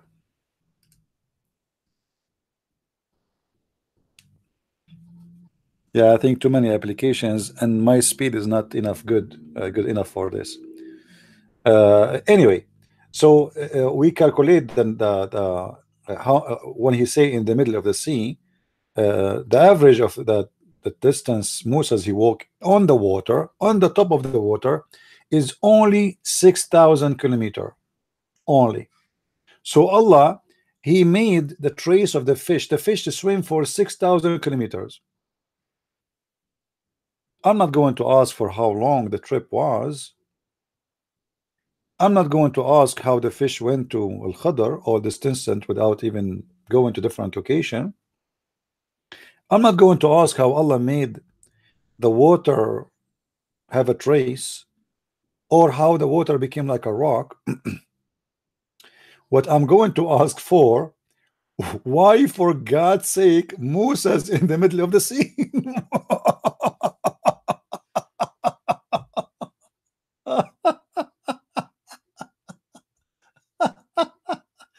What's wrong with you? Do you think that Allah he ordered him to stay there? Do you think this is the Allah? It's Allah, obviously it's Allah. I mean, this guy, he chose the best location, man, in the middle of the sea. Nobody will talk to him. And the carpet is green and he is covering himself. Maybe because he's afraid to get suntan. Unbelievable. I mean, this is too much. This is too much. This is so beautiful. This is so beautiful. Anyway, guys, sorry, my friend called. You know, you wanna call me. I got to go. It's I just noticed the time is 7:30, and there's something I need to do. I hope today we have a good time. Tomorrow we will continue with the story of the fish. You see, we cut the story. I'm not going to cut it for you. No way. This is getting more exciting. Now we remember. Take a note. We stop where the Prophet Al-Khadr, he put his carpet in the middle of the sea, and this is where he lived. This guy, he lived in the middle of the sea, in the top of a carpet, not an island. Like what Muhammad will lose if he make it an island. I mean, make it like a 50 by 50 meter island at least. A carpet. Can't you? Unbelievable. Unbelievable. All right. Anyway, guys, I got to go now. I am glad to see you. And for those who are celebrating the Easter, I say to you, our Lord is a living Lord, and He is the Alpha and the Omega, and He is not only resurrected, He is the resurrector. All the stories we are showing you is not to make fun of anyone, but to show the stupidity of someone claiming to be a prophet, and how a human being can be deceived. After all those stupid stories in the front of their eyes, still they believe in this liar. How someone can leave someone like Jesus, the perfect, the amazing, the loving, the giving, the one even their book says He can create from the mother bird, the one who can heal you. We are following a healer. They are following a scammer, a fairy tale teller. There is no way to compare between who we follow and who they follow. Thank you for being with us. Tomorrow, be with us again between 4 and 4:30. I will start my broadcast, and maybe earlier. Until I see you then again, may the Lord bless you. Christ is Lord. Islam is false. And we'll see you soon again. Thank you very much.